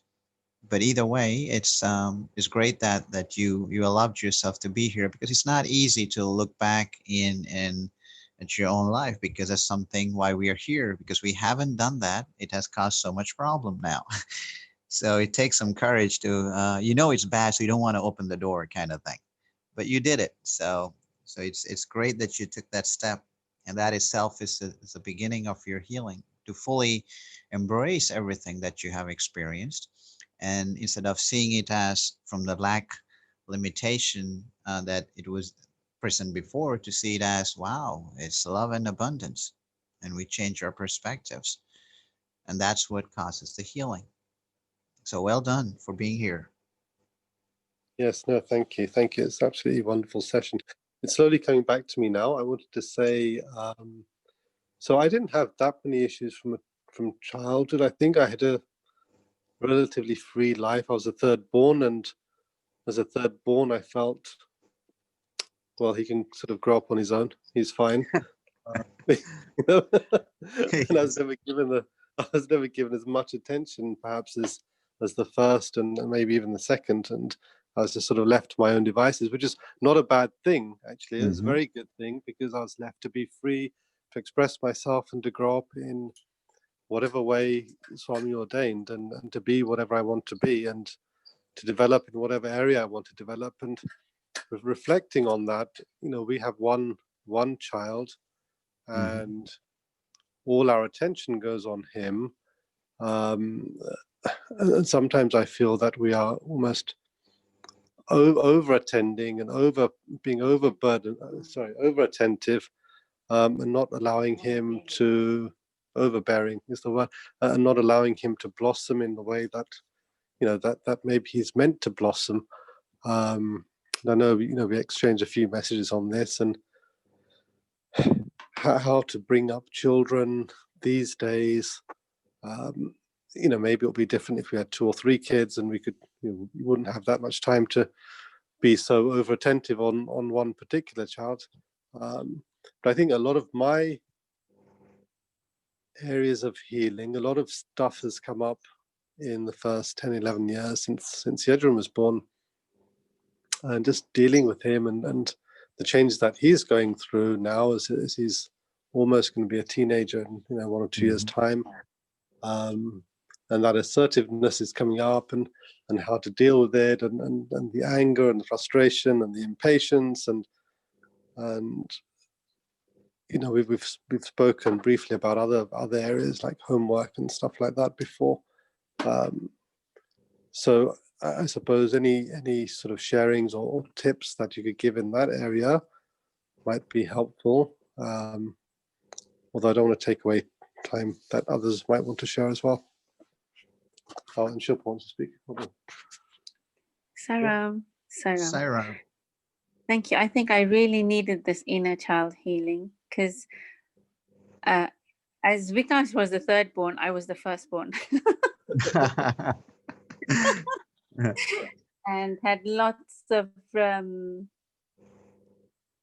I come from a very big family that lived all together with 13 uncles and aunts. Wow. Yeah. On both sides. And That's 26. and we all lived together back home in Africa, you know how it is. And lots of, you know, siblings. I remember growing up where at one point my mom was saying that my aunts and them didn't even want me there. They were like, why did you have her at such a, you know, so it was a lot of, I think when I was around the time when I was born, there's a lot of negativity towards. You're born straight away, right? Yeah. 9 months after marriage. Yeah. So I was like a honeymoon baby, and was no unexpected. I mean, not from my mom, not from my parents' point of view where I wasn't loved, but I think from the rest of the family, you know, from the extended family, and lots of issues which came up. But I didn't feel the emotion, you know, I didn't feel, you know, when you said that you'll feel a lot of crying, or there was no, it was, I was looking at all this from completely indifferent sort of way, where I healed my inner child. But I wasn't emotionally attached to everything that happened, you know, that was happening to me, which was, it was very strange, because I thought, my God, I'm going to need a whole box of tissues today. And I never felt any of that. So I don't know whether. No, that's great, because everyone deals with it differently. And all I wanted to say was, is not that crying will make it it's a bigger experience, but I just want people not to hold it back if they're getting it, because we are told so many times not to cry, but these are the moments that we have to cry if you feel like it. But no, if you're not having that, you've done a great job. Yeah, no, I'm that sort of a person that will cry in every single movie, whether it is whether it's fun or it's so emotional. So I was waiting. It didn't. So I'm like, oh. But yeah, thank you so much. Yeah, but I think in the process of marriage, we've also been, we faced these issues and cried it out together anyway. Yeah, we have worked on it a lot. So that's in positive. Yeah, but the area we struggle with is bringing up a child. Yeah, I think, and I think my issues with bringing him up, especially the studying issues, because of what I went through as a child. Exactly. And that all coming out and manifesting in the anger towards him, because he's not doing his homework, he's not doing it this way, he's not doing it that way. And it all came up today, you know, as in whatever I'm doing to him is exactly what is being done to me. Exactly. And this is the greatest lesson, because the wounds that we are carrying is because of things we experienced. And then when it's unhealed and we don't see it, we act from those with other people, and we just spread that disease again. And so the best thing you can do is to give the tools to your child that he will not repeat the same wounds when he becomes a dad one day. That's how things get passed on. So so it's happening in every generation, and now as he becomes a teenager, the best thing you have to do is to become his friend. That's the best thing you got to do. He doesn't need a figure of authority, policeman, to check on him. No, that'll only get him further out from you guys. You need to be his friends, treat him as an equal, and that's the only way to maintain during that period where you're trying to figure out what's happening to your body, and your parents are too shy to talk about it. So, but if you guys can cross that border and become his friend, when he has big life questions, he's going to come to you guys as the best friends because he knows he got a place where he's not being judged. He's loved. But if the parents are only asking about what you get for your math exam, when he gets his first crush, he's not going to come and tell you guys. And you guys are going to miss out a lot. So you got to create the space, being the grown-ups. All right, we got to let go of some of the baggage we have, and we're going to look into this as a beautiful relationship with love and respect. It's not we give him orders that he has to obey to, but hey, we're going to have a discussion about this. We will share our own experiences, how we grew up and how times are different now. Only in that space of mutual love and respect that you could, like any relationship, even as adults, no partner wants the other partner to come and boss them around and say, do this or do that, or this is how I want it. We all don't like it. So what makes us think a teenager would like it when they're trying to define their life?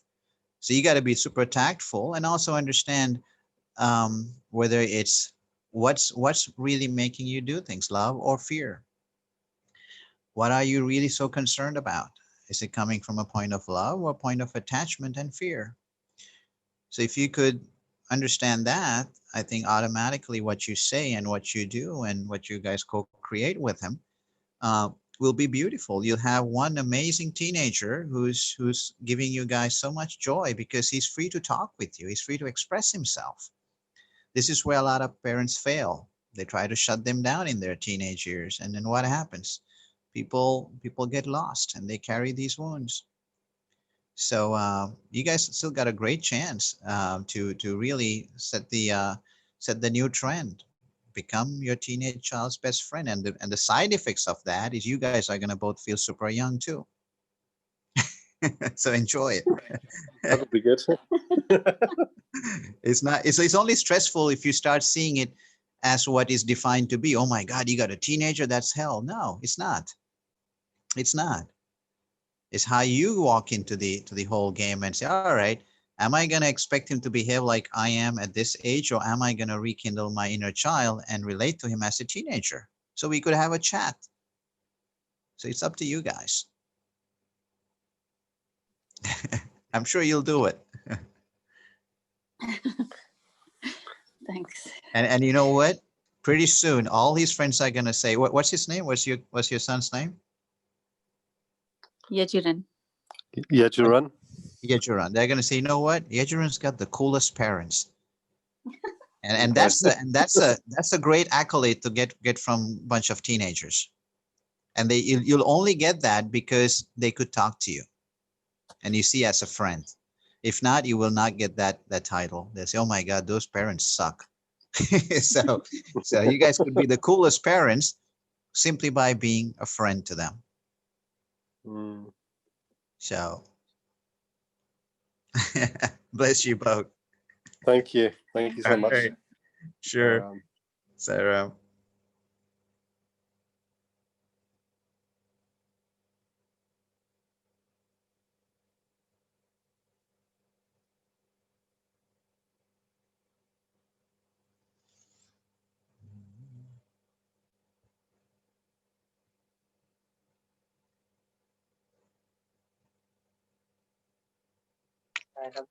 Sairam Sahan.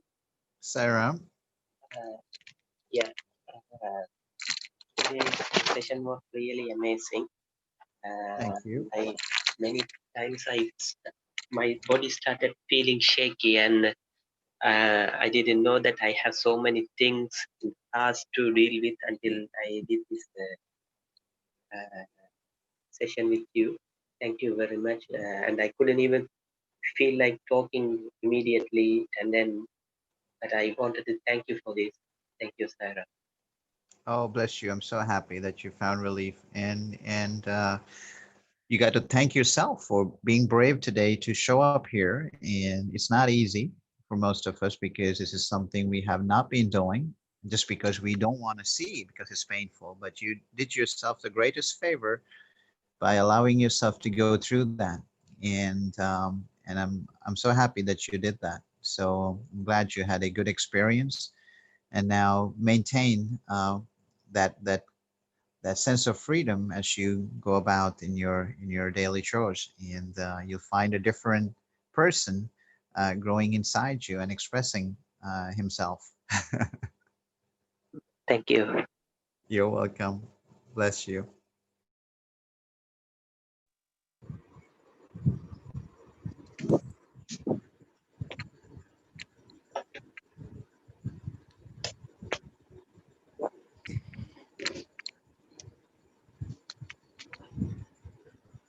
Thank you, Saha.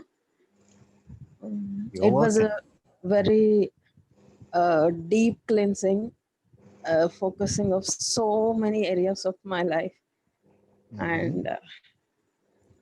And this was the second time I'm attending. And from the first time to second time, it was more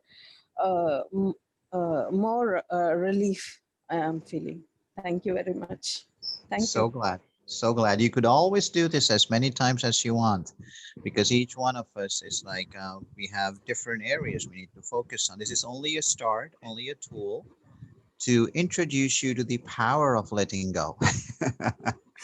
So the true power is not holding on as we think. The true power is letting go. And understand the entire universe is based on expansion.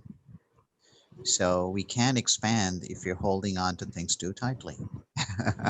Yeah, I So was like closed a lot, but this is really opening me. Thank you. bless you, bless you. Thank you.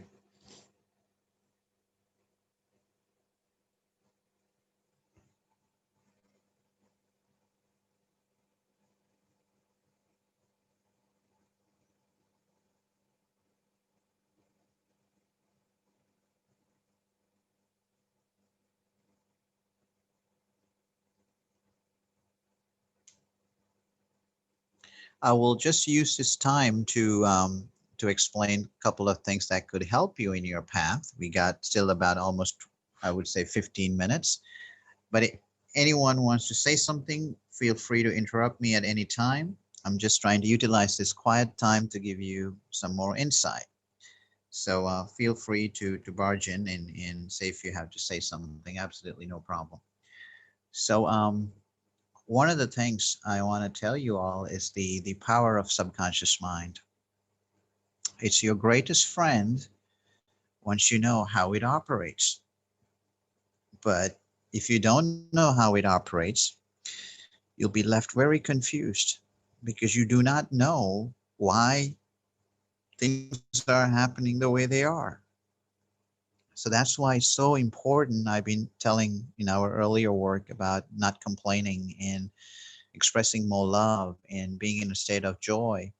It's because when you feel those emotions, when you're at that state of vibration, that's what you're feeding your subconscious mind.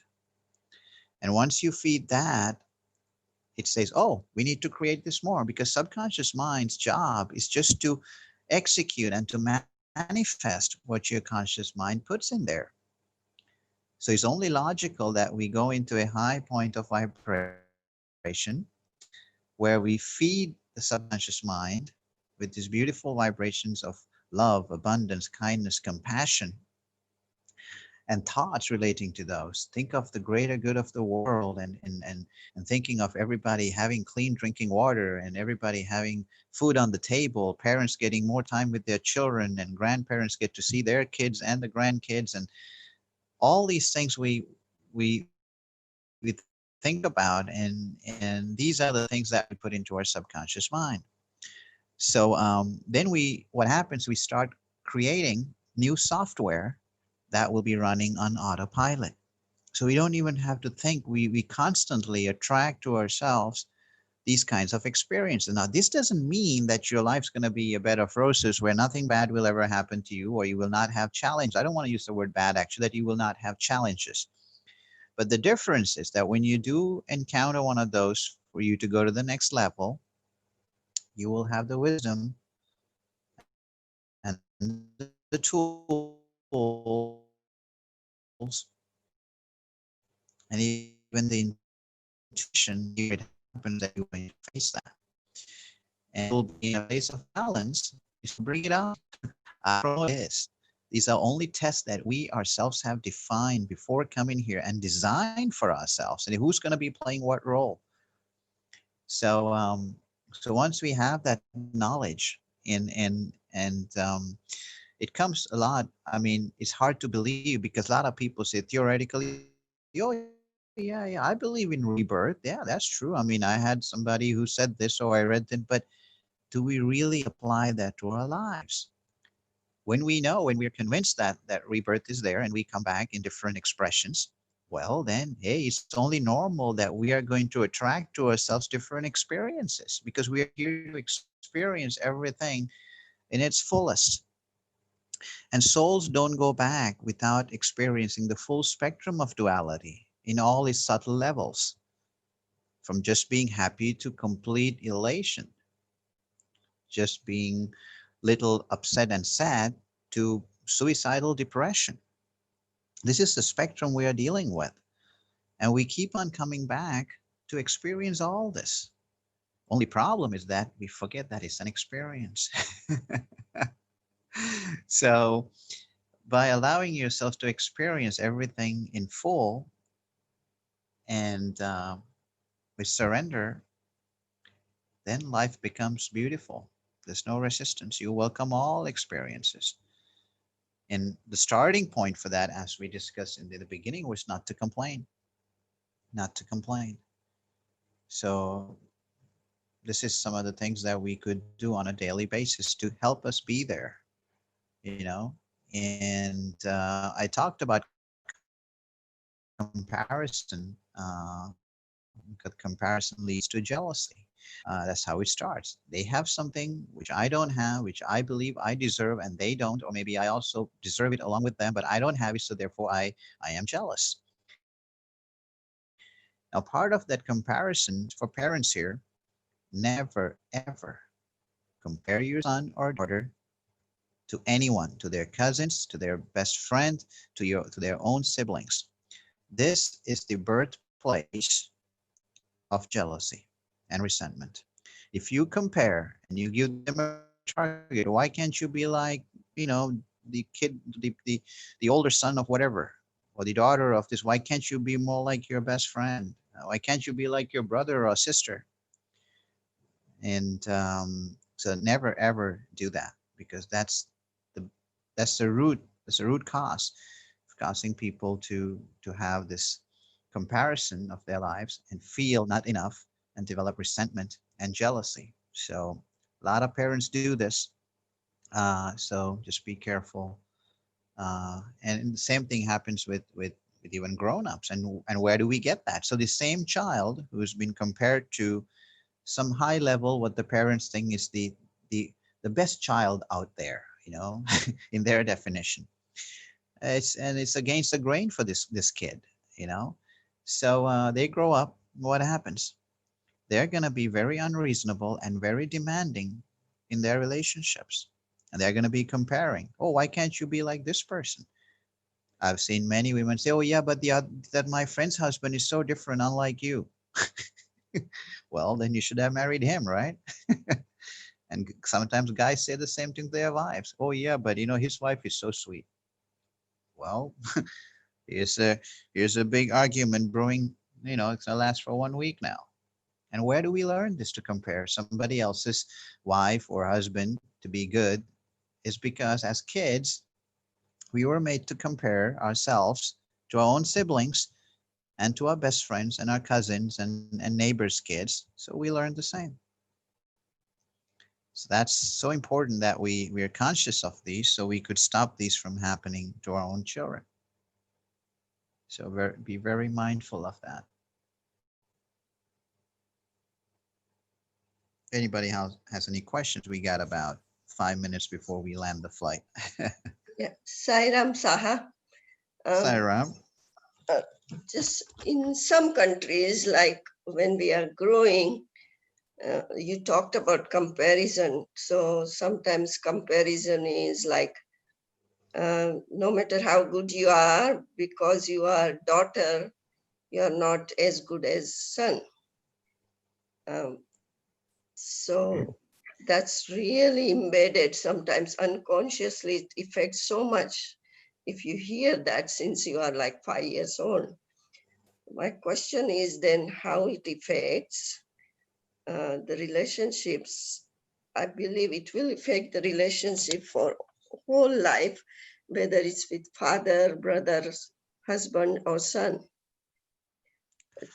100% yes. It's in fact, I tell people, you had the privilege of becoming a son because a woman gave you birth. It's not your father that gave you birth. It's your mother. So when we are taught that somehow that a female birth is less important, we got to understand that all the births were possible because of a female. And now it was a phase that we went through in our evolution. And now the good news is the Divine Mother is awake and her love is supreme. She's here to heal all those wounds that we have had. And also because of in the same side, how many men were told, don't cry, don't be a mama's boy, only girls cry, boys don't cry. And how many men are paying a price for that today? They're afraid to show their emotions because they had to put on a tough face. Inside, the inner child is crying in pain, but they walk around with a tough face for what? Because they were told that showing and embracing their softer side, which is naturally there, they were taught to deny their divine mother inside them. So this is a huge problem. But good news is that while it happened, we are now at a time where Divine Mother's energy is so powerful that I always tell my friends, let go of your old-fashioned thinking of what defines a man. The stronger man is now going to be the kind man, the softer man, the compassionate man. So all those ideas of being tough, well, you have to be tough enough to be kind. So kindness is the new toughness now. So that's all because the Divine Mother is waking up. And we have to honor that. If we don't do that, we will suffer more. And I know there are many women out there who's having these limiting beliefs because they were made to believe that. Starting from who gave the idea that little girls should wear pink and little boys should wear blue? Whose stupid idea is that? So guys, I'm happy to wear a pink shirt and a tie. But there are many guys that I know they don't want to wear a pink shirt simply because they were told, well, pink is a girl's color. Really? Since when? So we got to understand this conditioning starts in a very bad way from the time we are born. Why can't a little boy wear something pink and a little girl wear something blue? I mean, why not other colors? Who came up with these two colors? Yeah, but then when some females, they stand up for themselves, right? And they don't accept that place, second place, like whatever. But then they have to pay lots of price in their life to let one after another person go. Well, it depends how you stand up. You see, in the feminist movement, which probably had good noble ideas, but one of the things, in my opinion, that feminism did was to take the femininity of women away. And no man, when we are having the dominant masculine energy running in us, the only way, you cannot fight fire with fire. The only one that we could be calmed down is by the soft love of the divine feminine. Now, in resistance and not having any choice out of frustration, when women decided, well, we're also going to fight fire with fire, we're also going to become men. No man wants to be in a relationship where he's loving another man in a woman's body. So in that, left a huge void. Many marriages fell apart because the softness was denied. The divine mother was denied by both people. So it was two divine masculines trying to find balance. That doesn't mean a woman should not work or follow her. No, it's not about that. It's about her true divine expression of who she is and nurturing that divine mother which is in her already, because she's the only one who can give birth. Two people are fighting, man and woman, because a mother gave birth. So some of them unfortunately choose the wrong way to express that and stand their ground too, which was not the smartest way, because they denied their softer side completely in trying to fight the divine masculine. So now we are going into the balance. This is the beautiful part we are in. Saha, I have a question. So now I am Okay. seeing that because of all these emotions, there was so much of things that has happened to me. And now after releasing all that, I'm feeling good. And is there a possibility that we can be in this state every moment, every day? Yes, you sure can. You sure can. It's like once we taste something, right? So imagine you went to a friend's house and you tasted something really yummy, right? You don't even know what it was called. But then many years later, you go to a restaurant and you go, "Wow, I've tasted this somewhere before," and it brings back the same memories. Like, wow, it's like what I tasted in my best friend's grandma's house when I was 10 years old. So likewise, you know how it feels now to let go. So when we know how it feels to let go, it's up to us to let go. Our mind will say, "No, you got to hold on." Hold on for what? It's only in the holding on that we feel pain. Only in letting go, we can live fully. So now that you know you feel this, whenever you get a temptation to hold on to something, be kind to yourself and say, "Hey, I know how it feels to let go. I know the joy of letting go. So I'm not going to hold on to this. If I really feel like it, okay, I'll give you 5 minutes. Then at the end of the 5 minutes, you could leave, right? You cut a deal." So, right? You say, "Okay, I'll give you 5 minutes to feel this way, but after that, you have no choice." It's like a parent, telling a child, "All right, I know you want to play. It's gonna rain now. Okay, I'll give you 5 minutes to get your toys together. Then we all have to go home." It's kind of like that. You got to give a time limit if you're really gonna feel there. Okay, after 5 minutes, we're not gonna entertain this anymore. You can do all Okay. what you want, and you sure can be here all the time.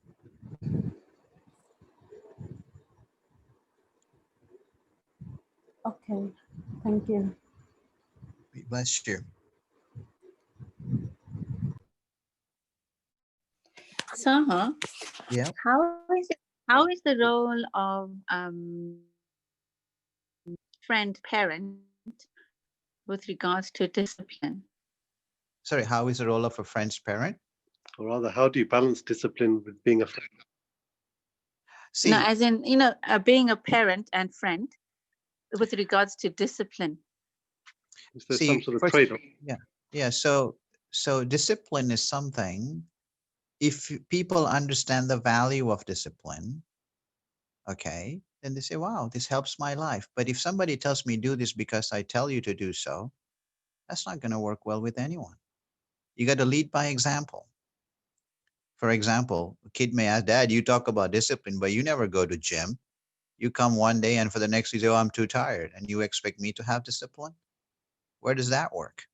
So when we talk about discipline, always understand, see if you are leading by example. You cannot eat all the junk food in front of him and say, "You need to eat better. You need to grow up as a strong man." Well, Dad, Mom, look at what you guys are eating. You cannot tell a child, "Well, you should go to bed because you should not be watching too much TV." And you're telling that to him. I'm not saying you, I'm just saying generally what happens with parents. While they're watching TV, they're telling the son or daughter not to watch TV and go to bed. And they're going, "What kind of nonsense are you guys talking about?" So understand, first of all, what do you really want to discipline about this person? What is it that you think that needs to be disciplined, and for what purpose? What are you really, and what's your motivation to discipline this person? For what?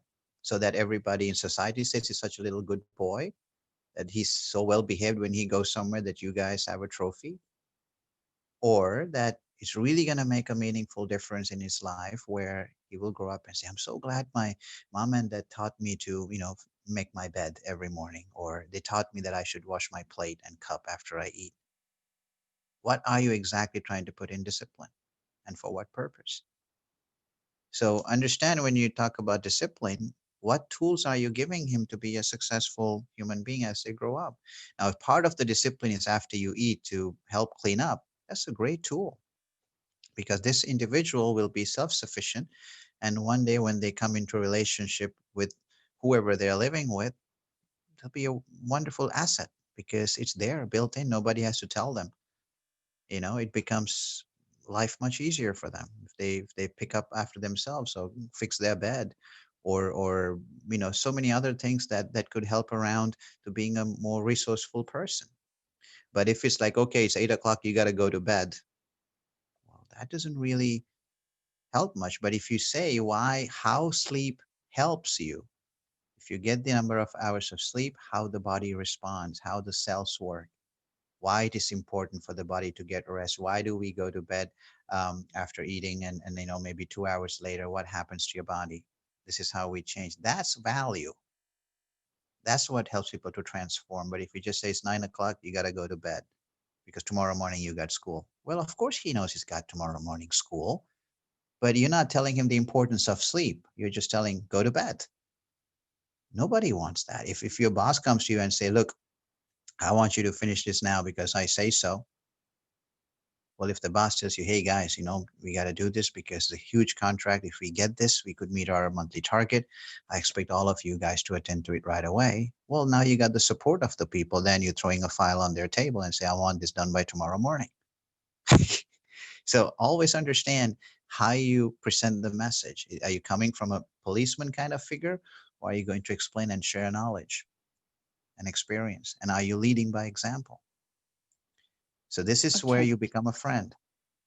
That's where you get Mm. trust, So trust Yeah. is so important. Okay. So how do you deal with you've already explained all this to the child and they'll Mhm. still come and say, but why should I do it? I was like, I've just explained everything to you and you're still coming to ask me why. Well, very simple. That's a normal thing because part of defining a teenage, they're going to challenge you. We all have done that with our parents, right? And sometimes we know it's stupid, we did it and we got hurt. So you say, okay, well, I understand your question. Why don't you try it and let me know how you feel? Share with me how you feel when you try it. Give him the challenge. Give him that you value his opinion and say, yes, I told you, but I understand you need to try it out. So why don't you give it a try and share with me how you felt after trying that? We'll try it for a week and see how it goes. So you give the challenge. Oh, now I have to come back with a report, and they actually value my opinion. So maybe I should really take it seriously. So it's up to the adult always to be wise about it and be tactful to handle the teenager because we've all passed that age. It's the time we define ourselves. Hmm. So for Yeah, example, no, you guys want to go somewhere. He's in front of the mirror fixing every single hair strand he got on his forehead. Now, understand you did the same thing. You did the same thing at that age. mm, So if you say enough fixing your hair, who's going to look at you? We're just going for dinner. He's going to say, oh, well, maybe I'm not worthy. Maybe I'm not attractive. Who's going to look at me? Okay, there you go. A negative pattern has just been put in. But if you say, you know what? If you fix any more hair like that, you're going to look less attractive. You look perfect as you are. Let's go. And you even tell the guy, okay, why don't we fix our hair together today? How do you suggest I should put mm, gel here? Just These days they have an answer for everything. yeah, Well, and they will. They will. You can't ask them a trick question. That's the old-fashioned, sorry, you're mentality. breaking up. Yeah, they will have an answer Sorry. for everything, Yes. just like you did too. It's not the way of asking them a trick question, you know, and because they need to be able to speak to you as a friend. And it's up to you to understand how to become a friend. If your parents were super friendly with you at that age, you don't need to demand respect. It comes automatically, just like we respect our friends for being a friend. What makes you think that somebody older in a physical biological body demands respect because they came with the earlier flight? That doesn't work anymore. That's like saying, well, my boss is older, therefore he could be wrong, and I'm always, I had to just no. Your boss could be any age, but if you lead by example and you say, wow, that's amazing. I really want to be like that too. I really want to do that because parents should be the role models. And part of that It's just like being a good boss, like in any company. If he comes and gives orders to people, he's never asking how their families were and shall we go grab a cup of coffee. There's no intimacy in there. There's no friendship in there. It's one-way communication. So you got to be tactful. You got to let go of all the parenting knowledge that you've been downloaded to. That was from a different era. Back in the day when they say lights off, lights off. There ain't no Wi-Fi and gadgets. And if you put the light on to even read a comic book, you can see from underneath the door that the light is on, and you're busted. So in a world where there's so many tools, you need to be tactful. And you can't tell while looking at your own cell phone and say, you got to stop playing with those gadgets and doing your homework. Well, Dad, you're telling me that while doing it with your own gadget. So, it's nothing to do with the kids. It's all got to do with the parenting, how you become a kid, So diversify the topics that you talk about. Don't always ask about school and how did you get on your math? Unlearn it. Yeah, unlearn it. Yeah. When he comes from Hulu, how was your math test? That's the last thing you want to talk about, because 2 nights he was troubled by that. He just wrote that test and he comes home. How was your math test? Really, Dad? That's the only question you could ask me? You don't want to ask me how my day was, how my best friend was, what I had for lunch, what I want to do this evening? No, you want to know what I got from my math test. So what are you trying to tell him? It's like I taught you a trick. Now you got to perform when you come home. No kid wants to be that. He definitely and maybe if doesn't. you don't ask him, maybe if you don't ask about the math test, halfway through you say, oh, guess what, Dad? I did well on my math test. Oh, really? That's great.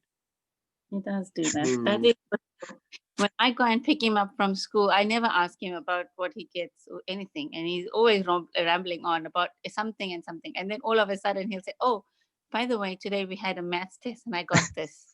When there I you go. come home and Vikash goes, what did you get for your math test? He just, See? Exactly. So let the kid understand we are all individual divine sparks and we have our mission. And some kids are talkative, some are not. Some are just contemplating because they are seeing with their own reality a different world, parallel dimensions. Some kids are just to themselves because they're interacting with other dimensions. They're not stupid. They're not somehow bad. They're not, someone that's having some kind of eye problem. No. They assume that we could see it. And when they know that we cannot see it, they're like, all right, I'm here for something, but I'm doing something else. So they don't always have to speak a certain way or be talkative when you want. It's not a trained dog that they have to perform tricks and stuff. You say, let's do this. You got to respect that they are individual divine beings and we are very different than who used to come to the planet before this. They're very different. I think I shared with you guys 2 videos. These are coming from people who studied over 3,000, Yes, you did. Yeah. So the change has to come from the parents, not from the kid. They're coming. You can't force somebody in your office to start sending fax messages to everyone when everybody's got email. Oh, I'll send you a fax. You reply to me with the fax. There'll be like a whole, like 200 papers on your table. So they're coming here to email. They're not coming here to send faxes. So it's up to the parents to understand, okay, get on with it and learn how to send email. So they're coming with they're coming here to help us unlearn all this. So we have to respect that. They're not here they see multi-dimensions, so they couldn't really care where in the world is the tallest mountain in the most rainfall or how many species of whatever lives in some country. They already know that built in. Yes, Not, definitely. But they have to learn all those things, no? Sorry? But then, I mean, they have to sort of learn those things just to be in society and to pass exams and do. Vikash doesn't want to let go from schoolwork. To do practical things like that. Well, the thing is, if you say, what's the tallest mountain? Well, back in the day, you probably felt, oh, maybe I didn't know it. Today, the kid will say, oh, let me Google it for you. Yes, exactly. Yeah. So he learned instantly what is on demand. He could learn that fact instantly if he needs to know it. If it doesn't Mm. excite you, say, okay, well, I don't know, but I'll check it out later when I can. You don't need to waste your memory space putting on information that is useless to you. It's like you get a superpower computer just to put all your photographs in there, and your memory is full. So, I mean, that's the problem is Yeah. we're putting this information, not enough things. We're not helping them to go within and things that will transform them. All the worldly knowledge is not going to get us there. It just makes us more intellectual. But what does it get? It's more ego. I know more than you. And parents, oh my God, your kid is so smart. He knows the longest river and the tallest mountain. Yeah, but he doesn't know how to make himself a cup of tea at the age of 15. And if mom and dad is not there, he starves.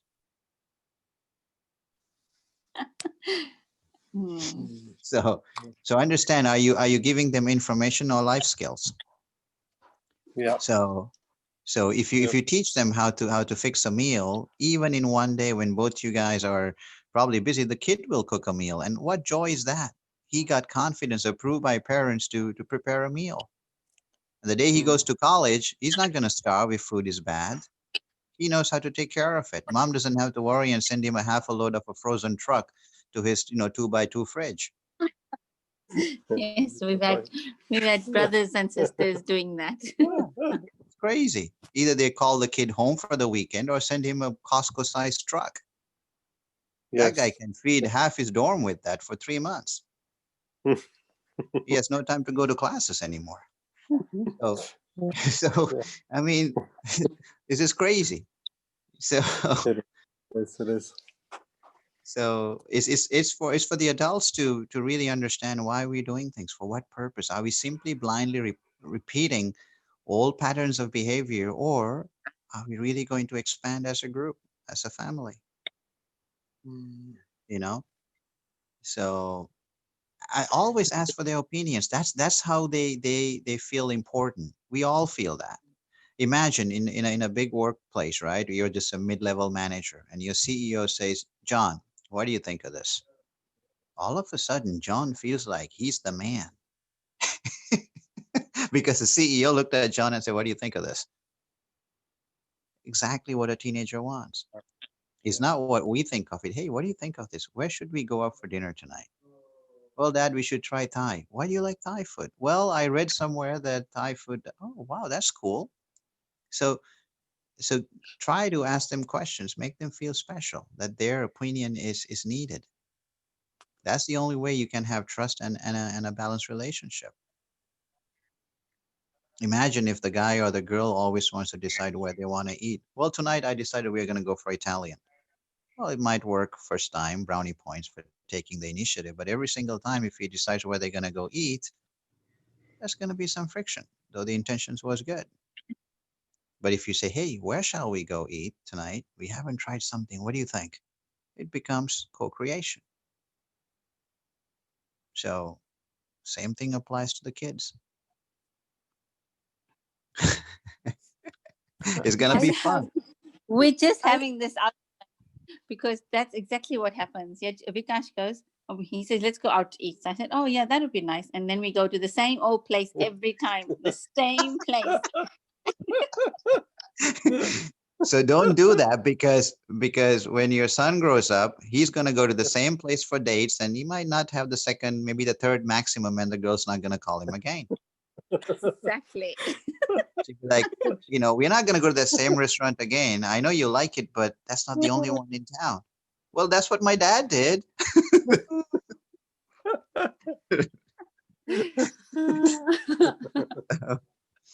Yeah. Just have fun, guys. Don't worry, because God takes care of every single soul. Your job is to provide the children with a safe, loving environment so they could unleash their gifts. So it's, that's all you got to do. So let go of that fear, whether you like it or not. God is watching them. God's guiding them. It's all God's children. You're just as Swami once said, you're just a glorified, caretakers. They're all my children. so, so your job is to give a place, comfortable place, safe place. There's no domestic violence. There's not they're exposed to any kind of criminal behavior. No, it's a safe place. They eat well, they sleep well, they have a shower, and you support them what they want to do. And then you have a wonderful child. Wow. So Thank you. you're So, welcome. Start practicing it. It'll become second nature pretty soon. You will not Yes. be. You're like, wow, I'm such a cool dad. I never knew I could be such a cool dad. He's a You know? cool dad. You should see him. He's just like Yejuran, 11-year-olds. I have two 11-year-olds to worry about. So Vikash has already got in touch with his inner child, which is great. Definitely.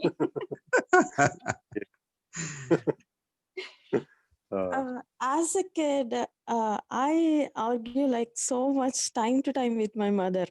Whenever I'm in pain, I all show this to my mother. But now I'm seeing that she was so wonderful, wonderful person in my life, understanding me, being with me, and such a patience she has with all that I have done.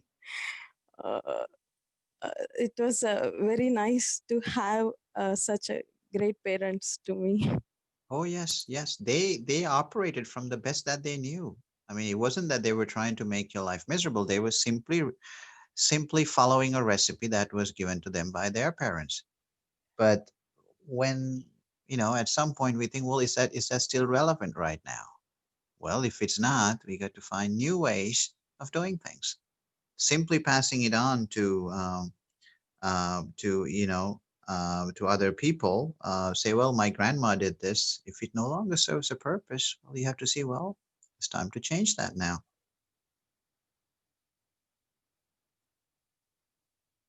Yes. So, because everybody's doing what they felt correct at that time and simply repeating. So,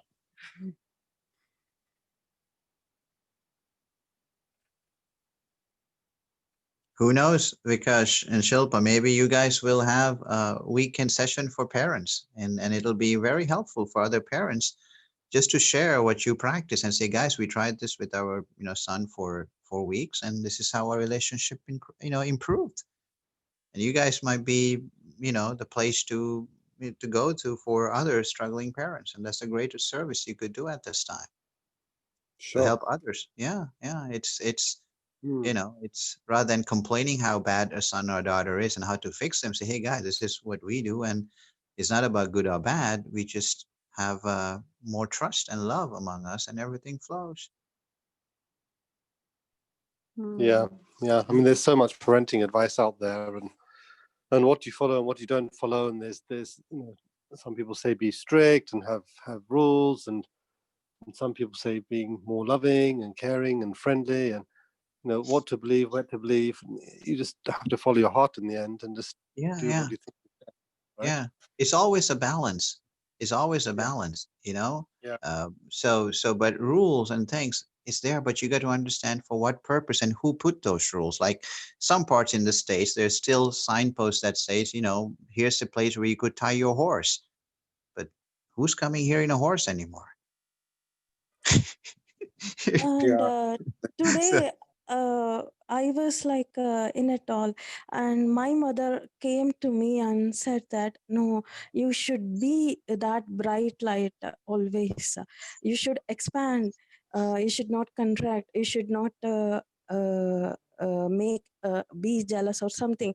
You should be your as the bright light always. That was. Uh, Very consoling to me actually. Thank you. So yeah. the words has that power, and when we are using, really it gives so much of relief. Thank you. Yes, for sure. Be careful what you say to yourself, because all your trillions of cells are listening to you. They're all God cells. You're the one who hears this first. So whatever you say, words have power. And if you keep on saying it all the time to yourself, it becomes a mantra. So which mantra are you saying to yourself? So it's really important, because that's what goes into your subconscious mind, and that's what creates your reality.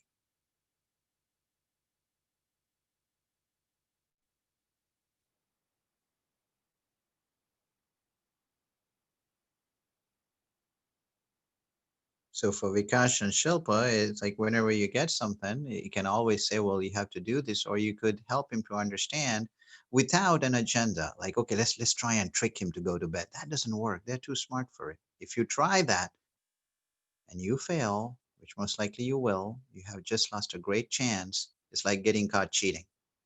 There's no respect afterwards. So don't try to trick them into something either. Just level in the, hey guys, I'm just telling this because when you sleep 8 hours, this is how your body heals. So it's just an example, but be truthful, be honest with them. Trying to give a trick question or outsmart them doesn't work.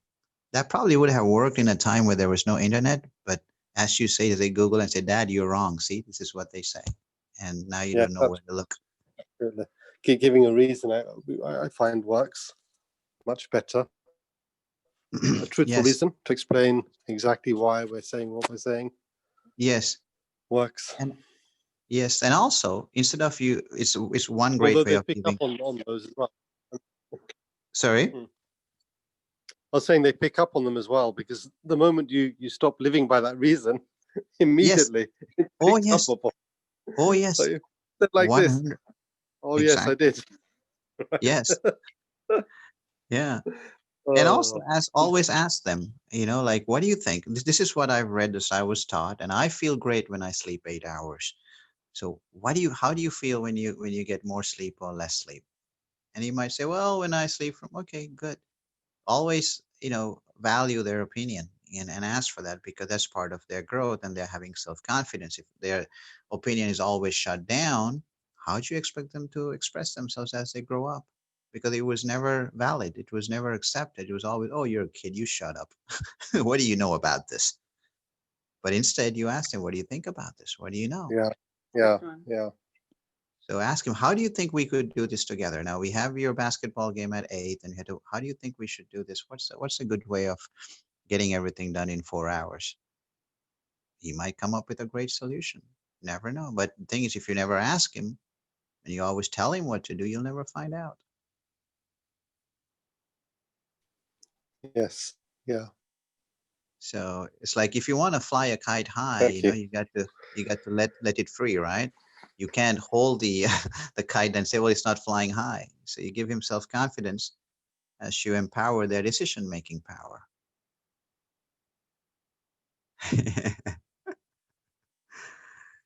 I think, guys, we have come to our time now of 4 o'clock. I think from now on, we've gone to the extra half an hour, which I think from now on, the station will be used for something else.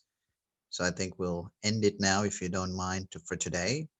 And it's always great talking to you guys and sharing ideas. And let's expand. Let's be more fearless in everything we do.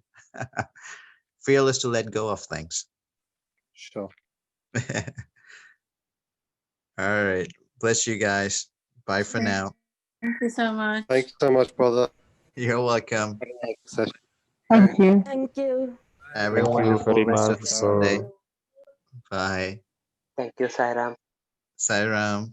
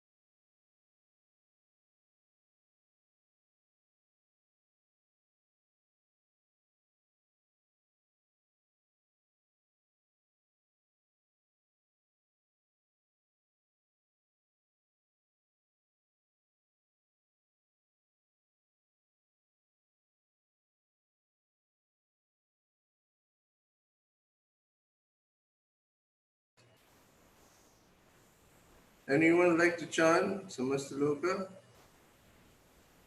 Me. Okay, go ahead. Okay. Samasta loka sukhino bhavantu.